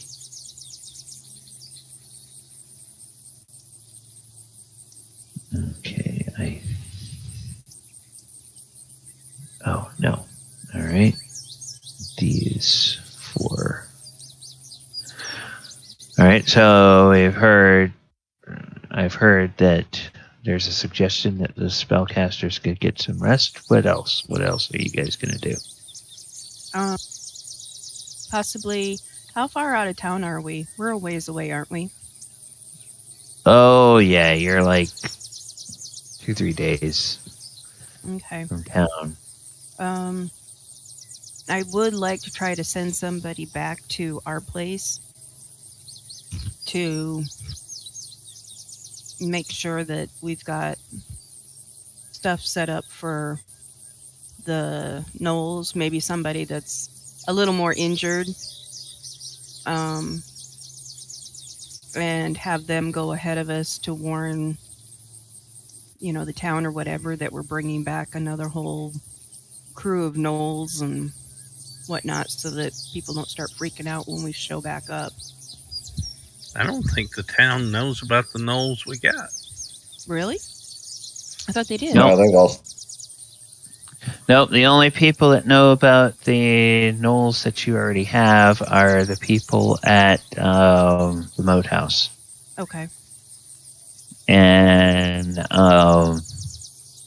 if memory serves, there's like 1 or 2 gnolls there. The rest of them are split between this safe cottage and the old tower at the temple ruins. Well, the two or three that we sent back were supposed to come back after they saw the ones to the moat house.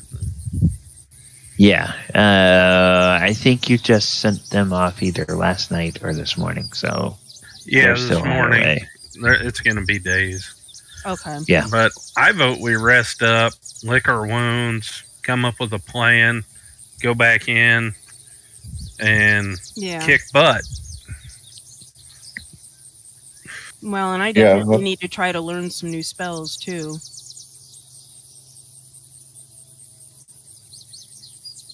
I've got my. I mean, I'm gonna assume those folks will gather up the equipment and items from the guys that we've already taken out. So we might have to take that in consideration, but I think we want that stuff too. Yeah. We bled for it. I mean, yeah, I think heal up, rest up, and get back in. I don't know about taking, too much time to go do anything, because that just gives them more time to regroup. And should we have somebody scout basically for us? Keep an eye on things? Scout where? Well, basically where we just left. I'm not making sense. I'm sorry. I think we should just rest, keep an eye on the hole, and get healed up, and then we'll figure things out. You do some studying. I need to go lay in the sun for a while. Okay, you do have two humans and several gnolls that you can question. Okay. All the gnolls who currently do not have names, Gnoll 1 through Gnoll 10, with the exception of the 2 that died, and this guy over here, Guard 4 and Fighter Level 3. Those are converts, recruits, captives, however you want to call them,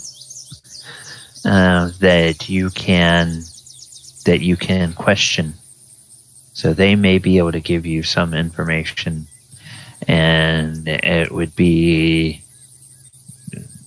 I'll let any of you that want to do questioning on behalf of Arcturus, since he can speak Gnoll, and obviously Min can also speak Gnoll, but she's trying to recover spells. So, and I think Archimedes can speak Gnoll as well. So there's a few of you that can talk to the gnolls, and any of you that want to can talk to the humans. So why don't those of you that are resting, go rest. The rest of you, who would like to question the new people, and which ones would you like to question? I'll question for Arcturus, since Talon is he's off resting and recuperating. So you're going to question gnolls or question humans? I will start with humans. Okay. All right. So it comes over here to these guys. And I'm sorry, I can't be as loud as him, but no, that's all right. I'm gonna say, I'm gonna ask. I'm gonna go. Okay, how many more people are down there on that level?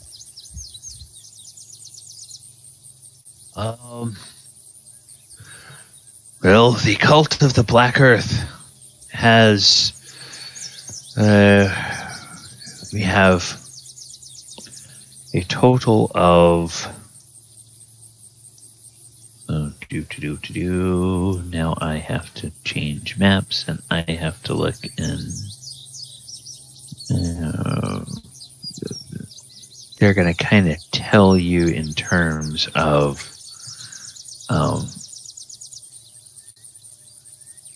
companies of soldiers. There's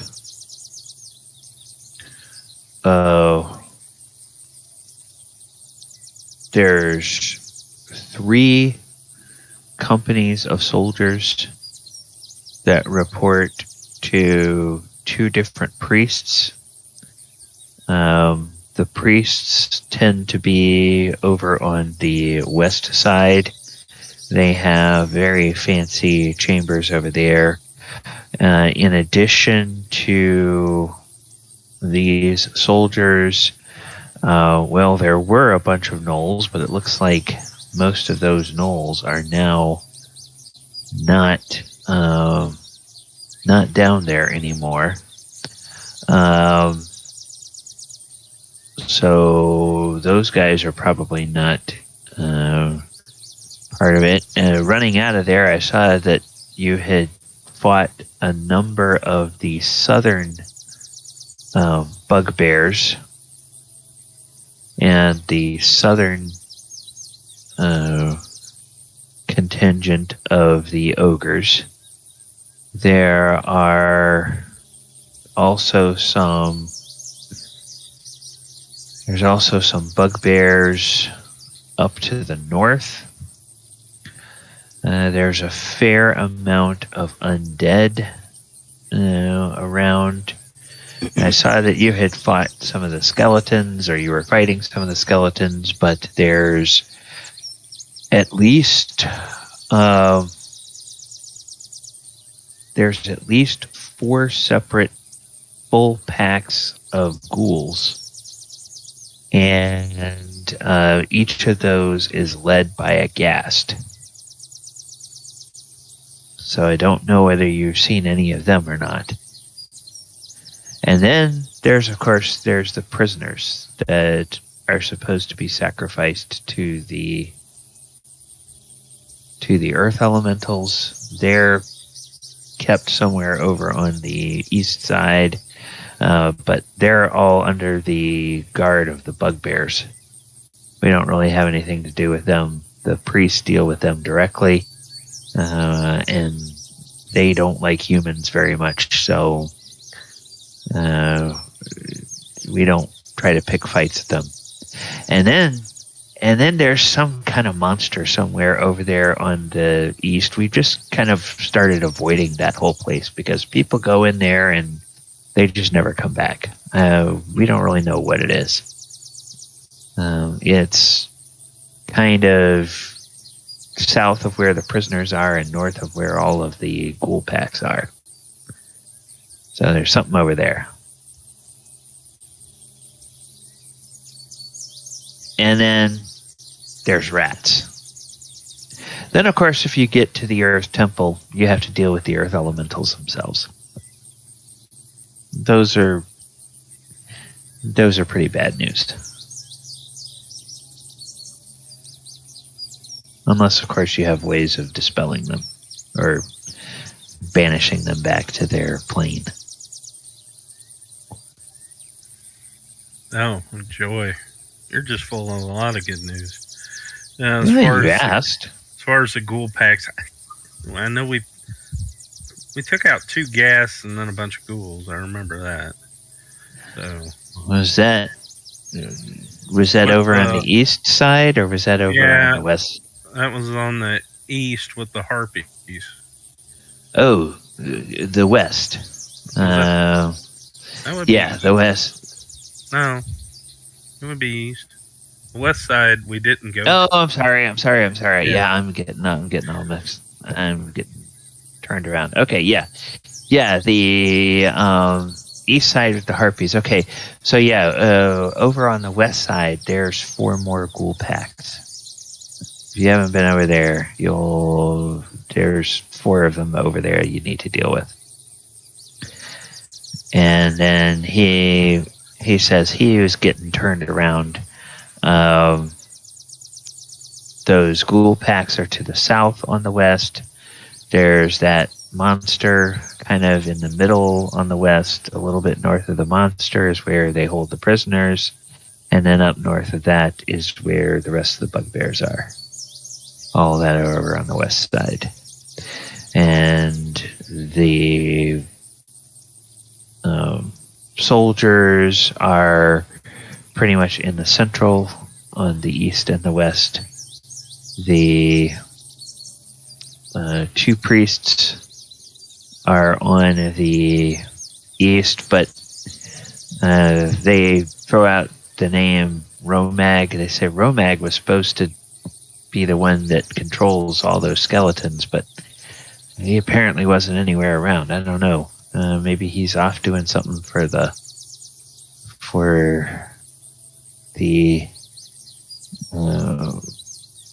maybe he's down in the Earth node communing with the Eye.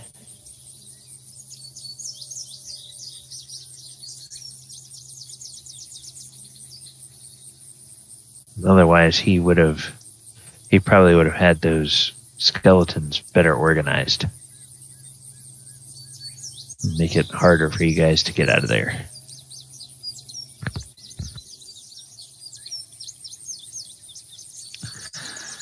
But yeah, they've got a lot of dead to deal with and a lot of injured people. So I suspect they're going to try to send some word to some of their allies outside the temple. So if you try to watch the exit, you may catch them trying to leave, or at least their messenger. Where would their allies be?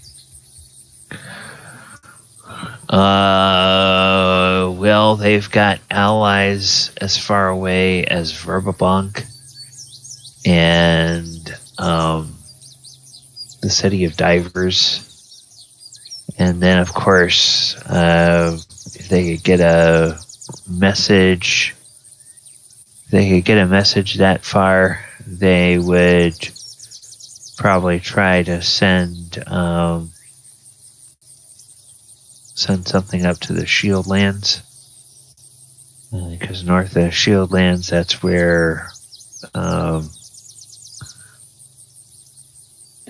one of their primary lords that helped in the construction of this lives.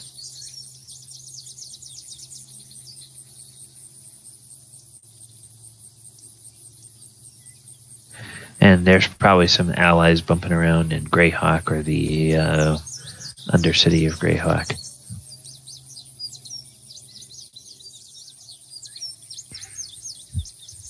Sounds like a lot of places that need to be cleansed for Clingatin. I don't see any dwarves here.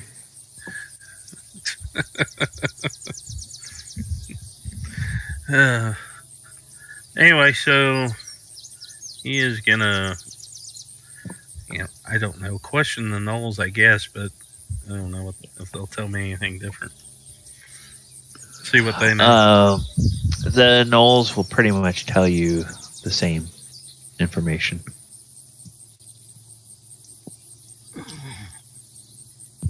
Well, then he's gonna go pray.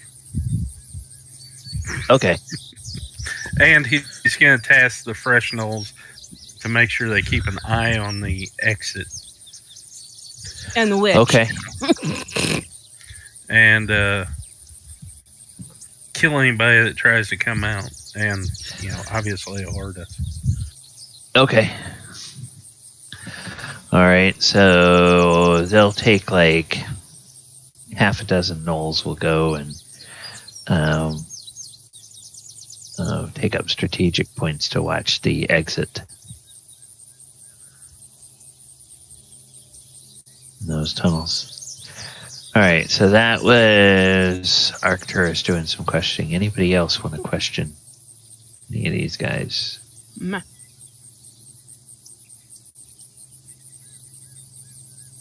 Oh, they seem to sing pretty good too. Well, yeah, they're like, so they, you can hear Burrell talking to them, and he sort of is going over the benefit plan. He talks about the gold that they receive, and talks about how there's, if you want to pay in a few silvers from every treasure haul, then the party will throw in vision and dental benefits for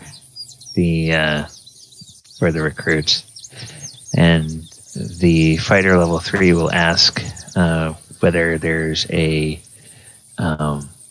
defined benefit program or whether there's an actual pension. And Burrell is like, no, you've got to save your own money for your retirement. Are you kidding? You never know whether you're going to get a pile of gold coins or a dagger in the back when you go into the next dungeon. So there's none of that. Retirement plan is we either give them a good hole or a nice burning. That's their retirement plan. Yeah. Yes, and the way the gnolls look at the injured people. Actually, the gnolls kind of have this. Some of you may find it cute. Some of you may find it unsettling. But the gnolls who are injured will go over to some of the other gnolls, and healthy gnolls will go and just start licking the wounds of the gnolls that are injured. Oh. And so that seems to be some sort of a cultural thing there. The humans who are injured, they'll just sort of kind of bandage up things. Brother Tuck will go around and will offer his herbal skill to everybody. So those of you that are resting,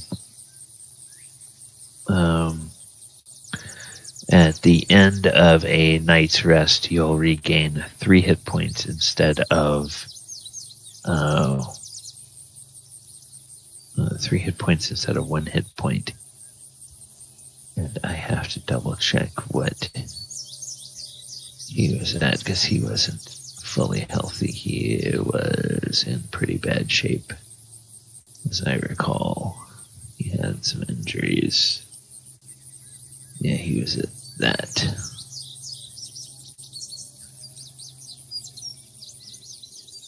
So he was down to... Oops. He's actually down to 11. Talon will be at full health after about an hour and a half. Okay.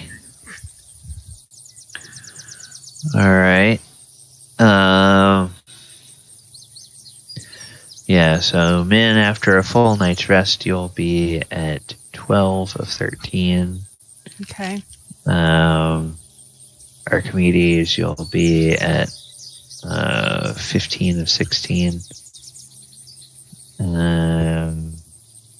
15 of 16. Yeah, what's your current health 22. total? Oh, 22. Okay. Okay. So you're down to what, 18?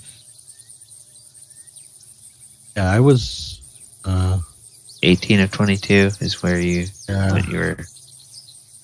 Okay, so then in that case you'll be at 21 at the end of a night.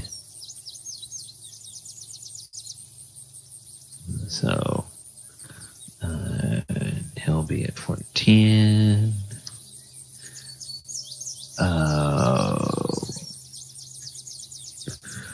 Alright, and then Quint, without any additional healing, you'll gain 3 more. Okay. If you take any potions or if you have any spells or anything. Yeah, I'll take some, at least 1, probably 2 potions in the morning then to heal up a little bit more. Okay. Alright. This guy is full of health. This guy is full of health. Alright. This guy is at 11. Okay, so the reports that you get from the gnolls is you get the report that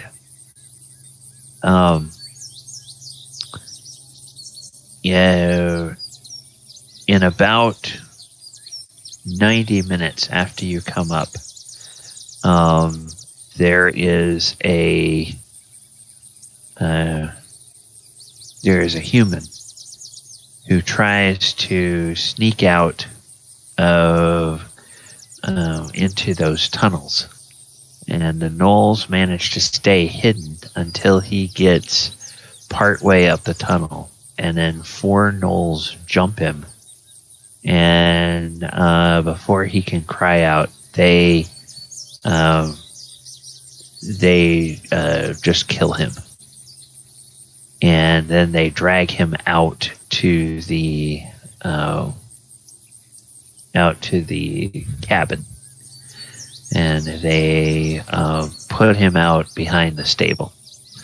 So that way, they don't leave a body there in those tunnels. And then other gnolls go back and watch those tunnels, but nobody else comes out. So it's like they sent one guy out, and I guess when he didn't come back, they thought he probably had made it, or at least that's what they presume. And the your new humanoids would say, or your new humans would say, yeah, they would probably expect, in their arrogance, they would probably expect that when you fled, you would just skedaddle out of here. And so if that guy didn't come back to report that there was a force of invaders camped out here, they would presume that he had gotten away. And it might be another half a day or another full day before anybody comes out to check and see what's going on. They will certainly be posting guards down where you guys first entered that level, and they will probably have an ambush set there for anybody that comes in that way. And since that's kind of one of those ladder situations where it's just one person at a time can go in, it would be, they would feel like they have the ability to sort of choke off anybody that tries to come in that way. Any of our new friends know of another way to get to that level besides the ladder? And they say no. They are aware of the battle that was fought years ago by the original people that were in the temple and the forces led by members of the Circle of Eight that came and that when those forces left, they erected magical doorways and put wards on those doors and tried to seal them up. And for a number of years, there was no way in or out of the tunnel or in or out of the dungeon complex. However, a few years after all that battle, there was a tremor. And that tremor actually opened a crack in those tunnels underneath. And then people who were coming back to that tunnel, they realized there was a way to bypass all those doors that were set up. And that's how people got down into the level where you were. They kind of used that earthquake to then widen and construct that. And the people that had originally sealed off the temple apparently have been none the wiser that that's ever been disturbed. So that tracks a little bit with what you heard when you went and talked with the people in Hommlet, because as far as Rufus and Byrne were concerned, they had always thought that the place had been sealed up and nobody could get in or out. And then you come along and tell them that they can, and that's why they started sending messages off to their allies to say that they need reinforcements.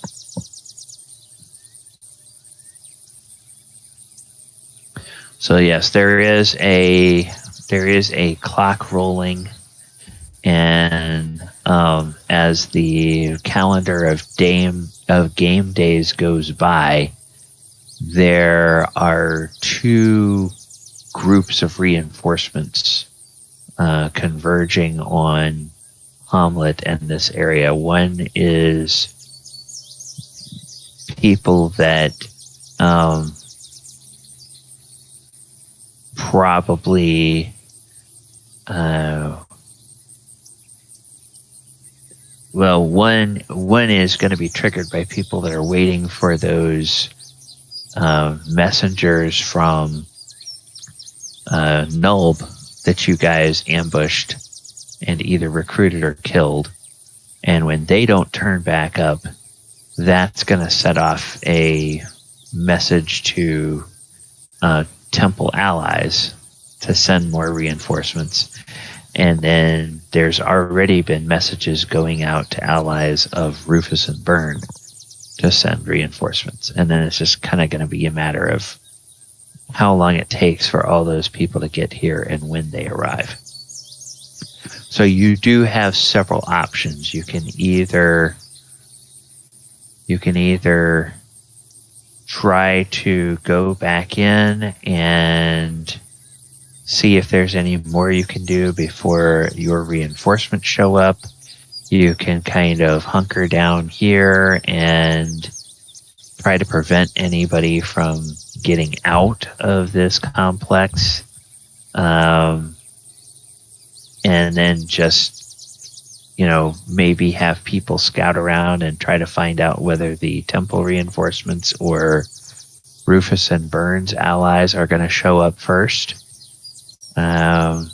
Or you can head back to Hommlet and talk to your allies there and give them an update of what the situation is.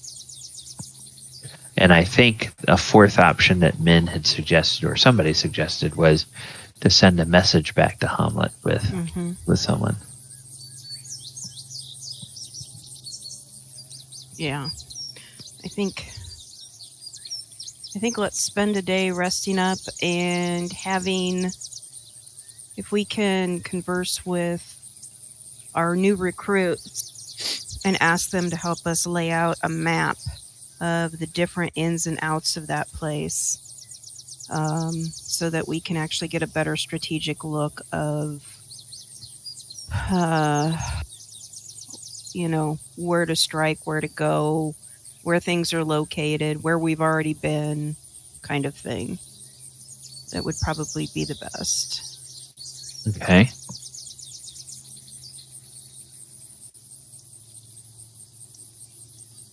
Thoughts? Anybody?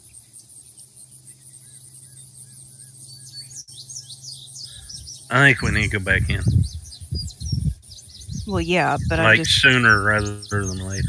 Well, I didn't say, we should wait 2 weeks. I'm saying let's rest up, and while some of us are working on studying up a couple of spells, all that fun stuff that might be more beneficial going in,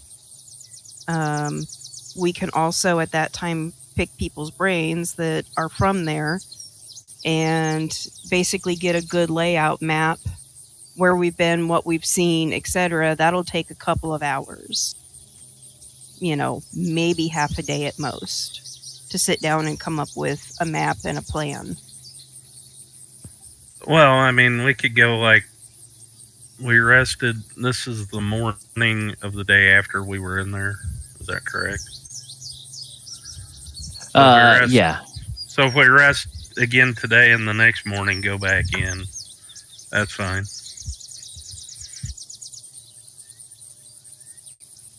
Yeah, that'd be all right. Brother Tuck could get some more healing spells and heal some more people up, because Quint's still bloodied, actually. Okay. And then,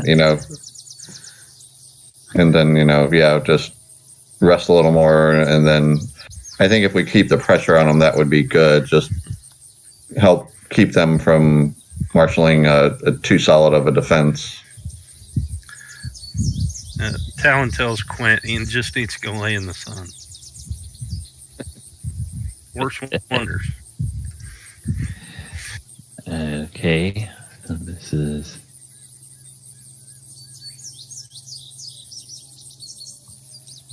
We have spent a lot of time underground. Vitamin D might do them good. Yeah, they will sketch out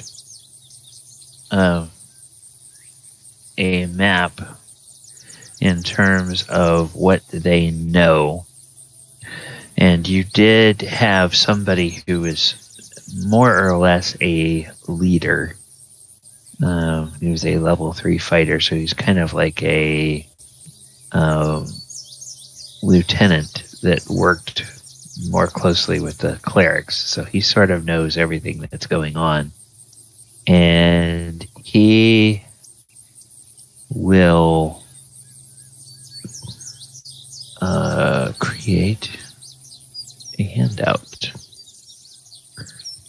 Okay. Dungeon level 1 map. And he will go over here to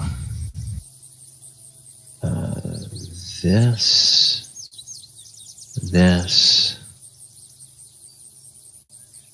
Okay, Greyhawk maps.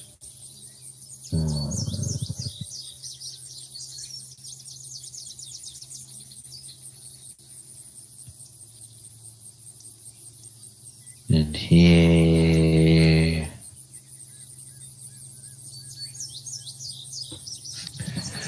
will share this with you.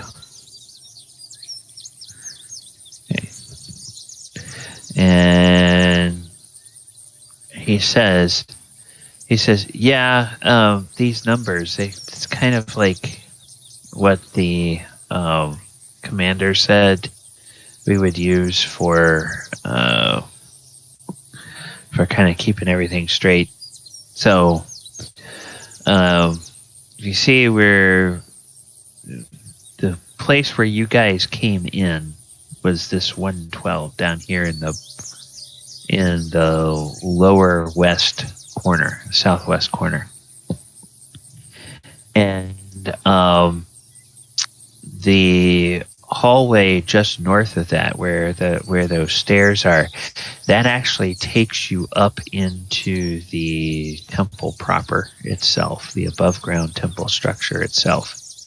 You can get in there, but once you get in there, you can't get outside because those doors are all sealed up with those magical seals, like I was talking about. And then if you go to that middle area, the area we call 109, there's a way down. It's supposed to let you go down to the next lower level. However, there's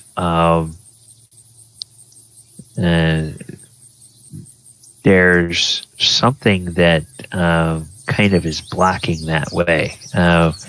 We don't know what it is, but we haven't been able to get through there. We believe that it's one of the other cults has erected a ward that won't let us go down that way. But it used to be that you could go down there and get down to the next level of the dungeon. You can sort of see that area 125 kind of in the middle. That's where all those skeletons were that you disturbed. Area over here 103 to the right, that's where your harpies were and whatnot. And you kind of cleared out all this mess in the middle here. But then all this stuff over here to the right, the 115, 16, 17, that's all where those null packs, or those ghoul packs are. It's over in that area. And then that 119 and 120, we don't know what's in there, but we don't go in there because people go in there and they don't come out. There's some kind of monster up in there. Then if you go up north of that into that whole area, 150, 147 through 150, 152, that's where all of the bugbears are and all of the prisoners that they keep to feed to the elementals. Probably no surprise, up there in area 145, that's the main Earth Temple, and there's Earth Elementals in there. So you don't want to mess around with that. And then there's those big doors at the south end of that, and those big doors, they go, they're all sealed up. And those doors will also go back up into the temple proper. But they're magically sealed. We can't get through them. And then that 148 level, there's another stairway that's supposed to go down to the next level, but just kind of like that 109 area, there's something that's preventing us from going there. And if you kind of go over to the right of that a little bit, that whole area 130, in the 130, 4, 5, 6, 7, 8, that's kind of all the fancy areas where the priests are, that kind of are in control of everything. And then there's a bunch of the companies of soldiers that are in 149 and in those 130s areas over there. And then mostly that stuff up at the top on the east, that's all just kind of storage, Oh yeah, and then if you go into 132, there's a place in there where there's a bunch of monsters that live up on the ceiling. If you go in there, they'll all fly down and attack you. I don't think they're harpies. They're something else, but, we've had guys go in there and they come out all bloodied, and some of them don't come out at all. So, Conditions. I think that's about think that's about it. Oh, they give you great working conditions, don't they? Yeah, well, I mean, I guess. Well, They- luckily they- we've they got s- better. They say that when when the eye is fully opened, the temple will rise up in glory, and we'll kind of take over the whole countryside. But they've been saying that for a while, and it tends to be that people start asking too many questions. Well, they tend to kind of disappear.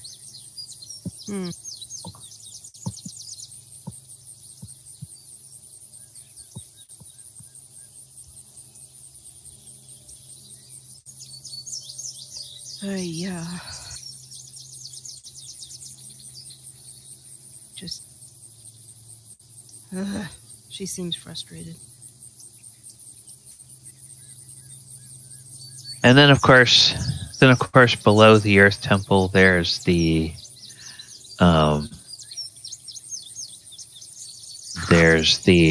Water Temple, the Fire Temple, and the Air Temple.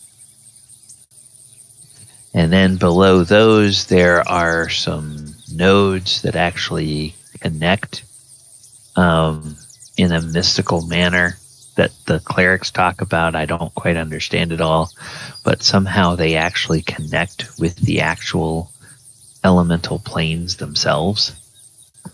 The plane of earth, the plane of fire, the plane of air, the plane of water. And there's supposed to be a central temple down there somewhere to a power that's venerated by Lord Ios and the Lady of Spores.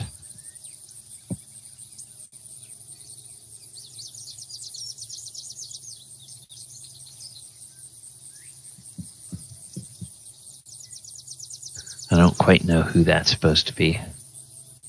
Nobody will tell me.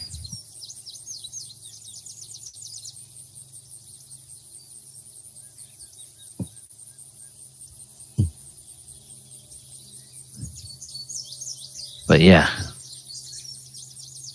So that's what you find out on the next day.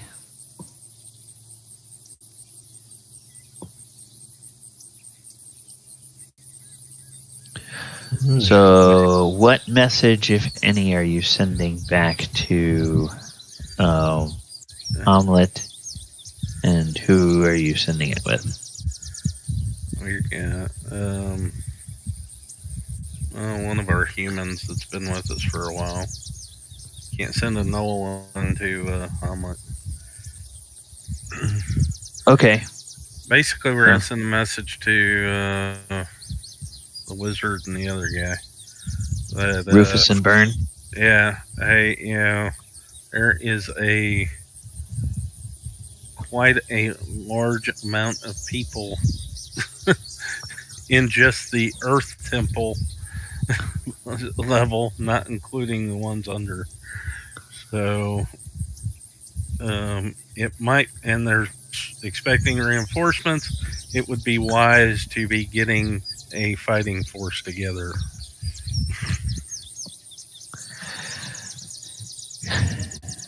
All right.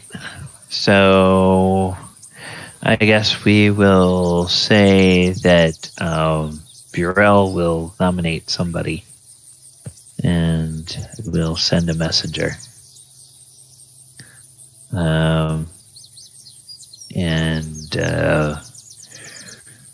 The Knolls will send 2 Knolls along with that human messenger as far as the old moat house to make sure he gets there safely. And then once the human gets to the moat house, they can You go back and forth because now you've got all those people working at the moat house, and kind of the city guard of Hommlet has sort of started patrolling that road that goes between the moat house and Hommlet itself. So they're starting to kind of reclaim that as a path of communication. Because now there's starting to be some people going out there and working with the stonemasons and some of the other laborers that are out there doing work on your place. So that will send them off. All right. So,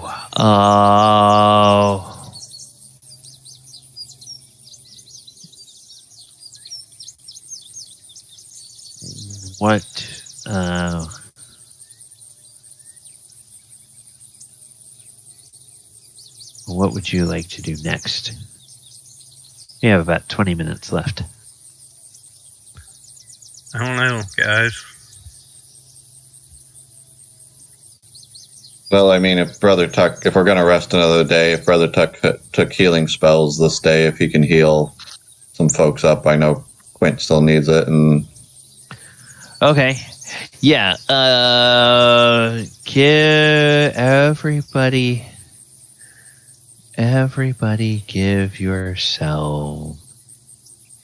Let's do.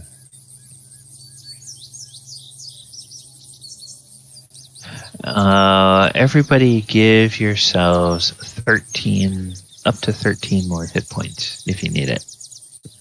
And because that will account for the healing spells he doles out, as well as the herbalism work that he can do. And that's going to get pretty much Burrell and him will be healed up. I think all your gnolls will be healed up. All your human retainers will be healed up. And then it's just a matter of whether all of you guys are healed up or not. So where would that put? Yeah, Quint will use one more healing potion to try and get just a little better. Okay. And Brother Tuck says that he currently has 2 more healing potions left. He used one fighting down there. Quint will use one that he's got. That way Brother Tuck can dole those out as necessary. Okay.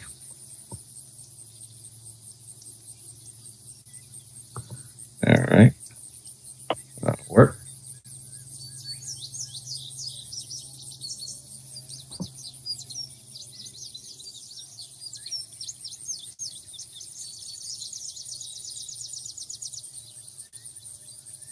So,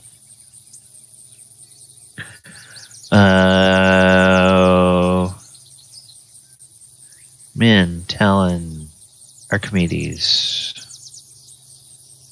Min, what have you prepared during these couple of days?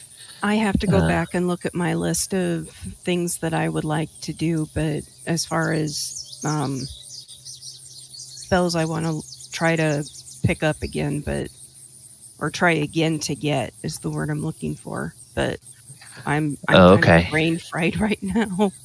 Okay. I mean, I will next game session or before then, I'll basically be able to say these are the ones I want to try to learn. So I get to try to learn how many a day, or one a day.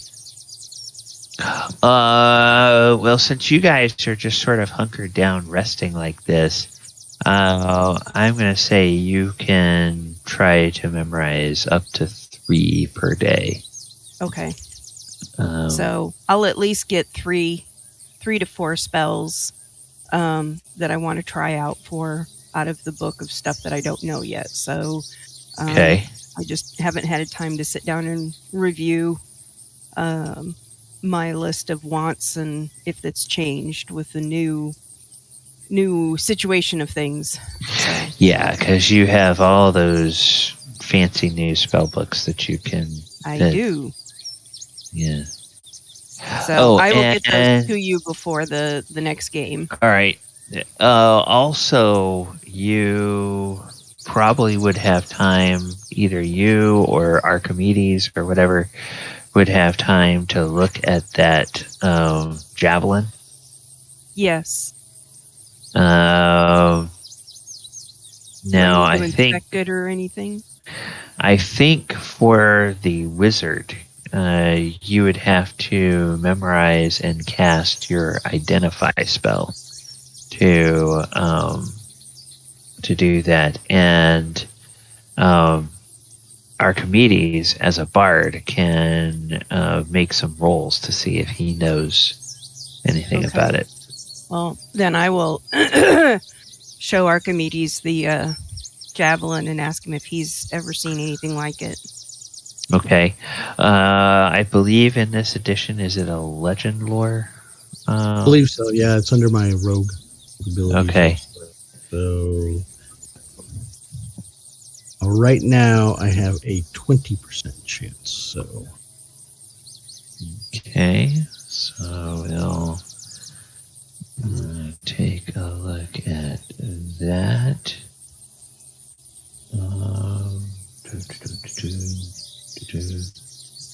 Yeah. And that really doesn't care about whether you're in armor or not. So,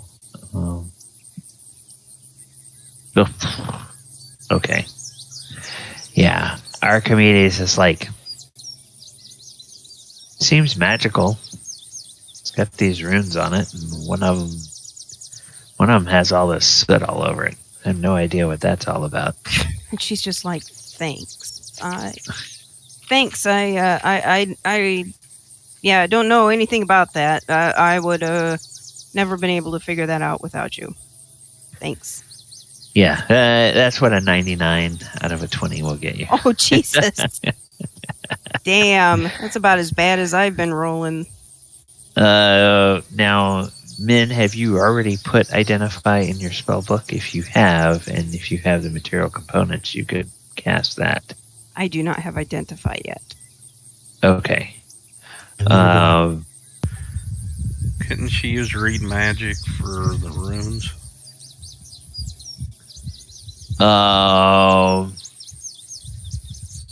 You could try that, yes. Do you have Read Magic in your spell book, or that you could memorize and need? Let me look at my spells. Spells.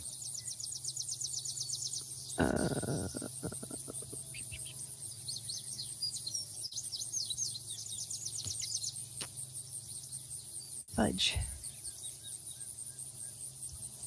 I do not know it. I don't have it previously learned, but Okay. Let me, like I said, I will have to go in and dig into that spreadsheet I've got that I put together that's got the list of what's in these books. So Okay. I will present that to you next time. Okay. Before we wind up going in. If it's something I learn, then we'll see what I can learn about the javelin.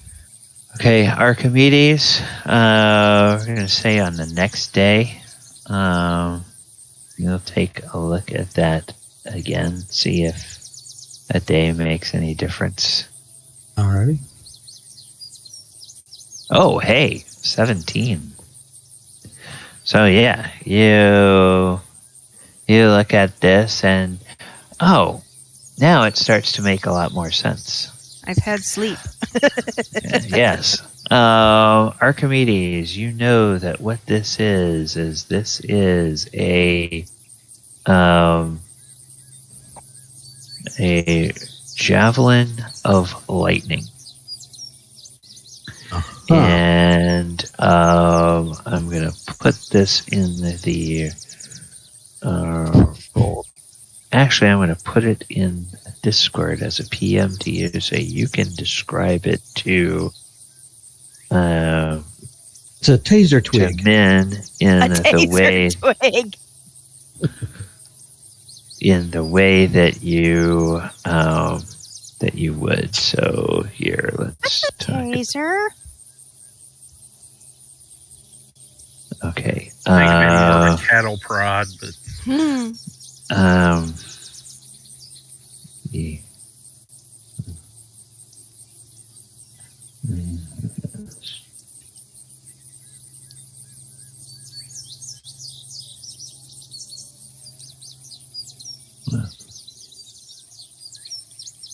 Okay, so there you go. That's what you know about it.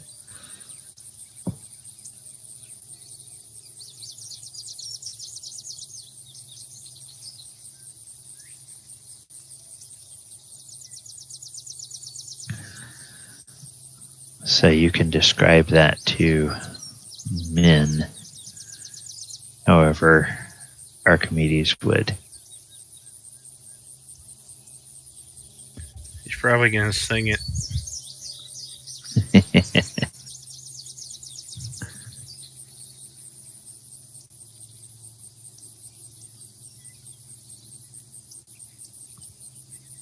Bob, did you get that message in Discord? Did we lose Bob? I need to see. Yeah, but... Go to your Yes, PMs. okay.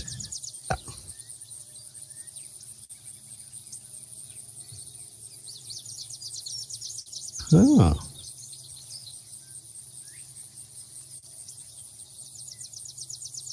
And that's what I'll explain to her. It's a Yep. So you can explain that however Archimedes would explain it.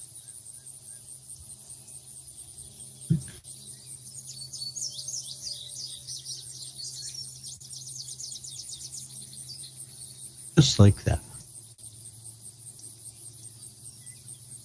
Just like what? I pinned you the message, Oh, the whole thing. Oh, okay. So you guys aren't going to tell anybody else. I'm not. Yeah, it's Okay. hers to know. All right. Okay. Wow. So then, men, you can tell everybody else so they know what it is. okay. That was the idea, is to have you all explain it to each other instead of the DM explaining it.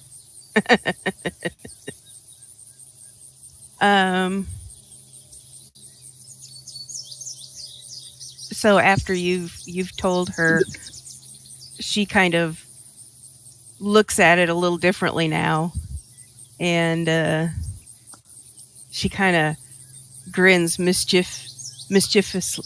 That's the word I'm looking for.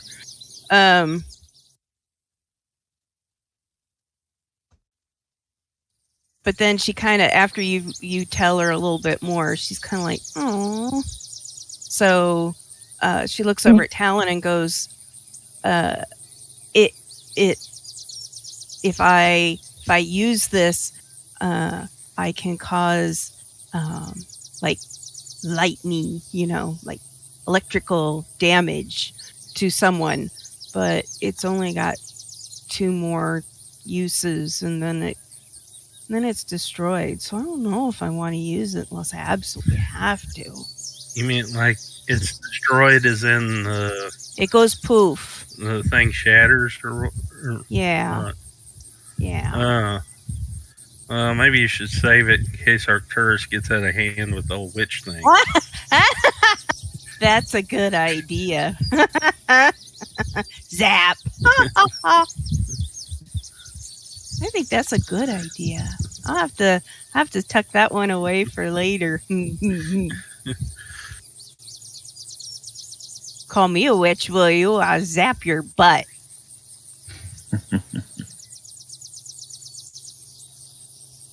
So then she kind of tucks it away, Like, okay, I'll keep this in case I really need it.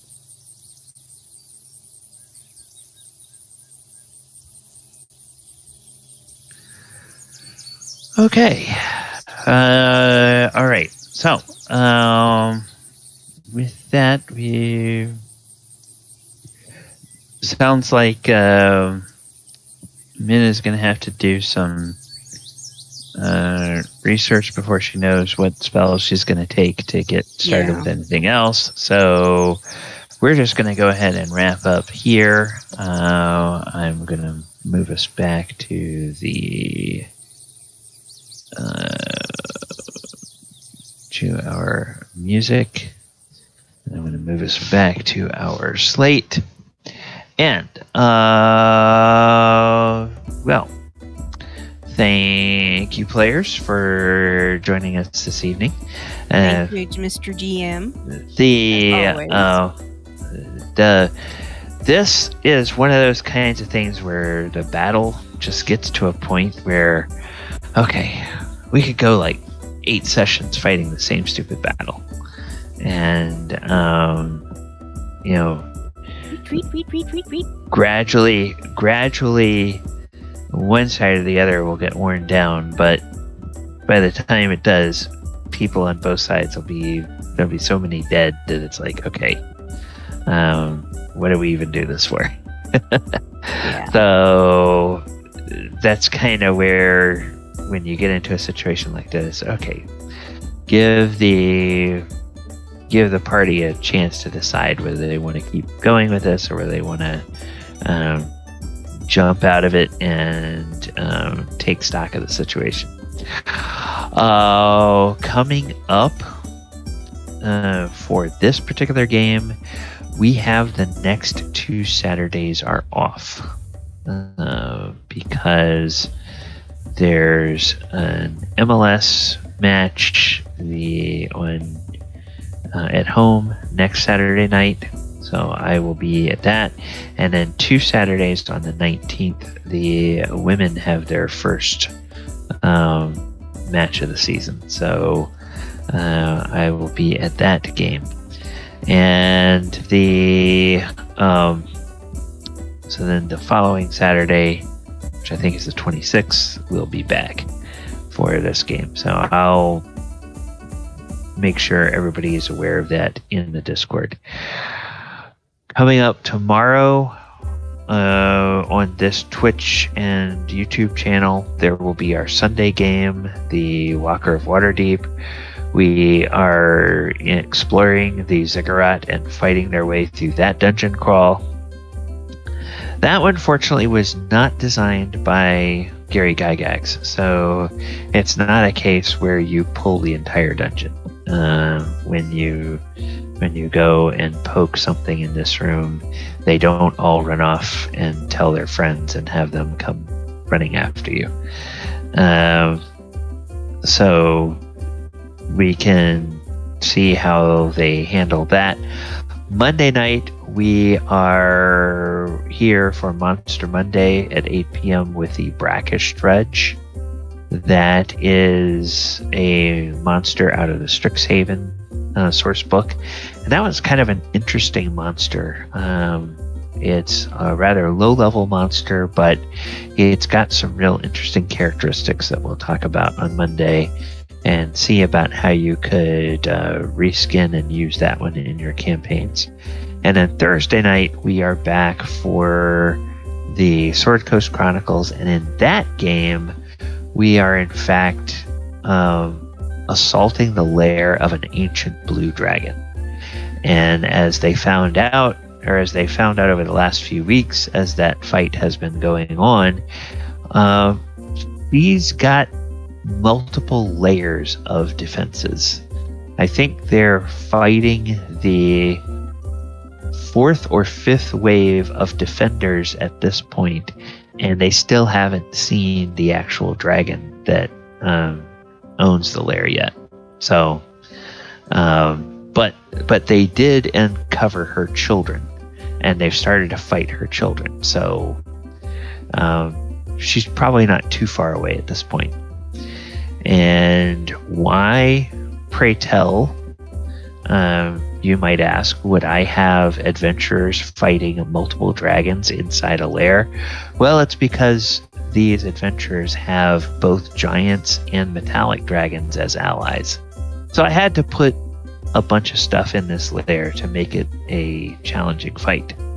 Otherwise, I really am kind of disappointed with the way they wrote this. This is supposed to be the capstone monster of this particular campaign, the Storm King's Thunder campaign, and the way they wrote it, it's like, really? That's all that is defending this lair? That's kind of going to be a pushover, especially if the giants come with them. And the giants are highly motivated to fight this dragon. So it's all but implied that as long as King Hekaton is alive, he at least and some of his giant lords are going to join the party in the assault. So it's like, you do that, you've got to add some extra defenders to this lair. So, no game the next 2 Saturday nights. Thank you guys all for playing. Viewers, thank you for hanging out with us. Players, hope you enjoyed the game. And viewers, we will see you tomorrow. Go check out our archives over on YouTube. Check out all the stuff we have over there from all of our campaigns.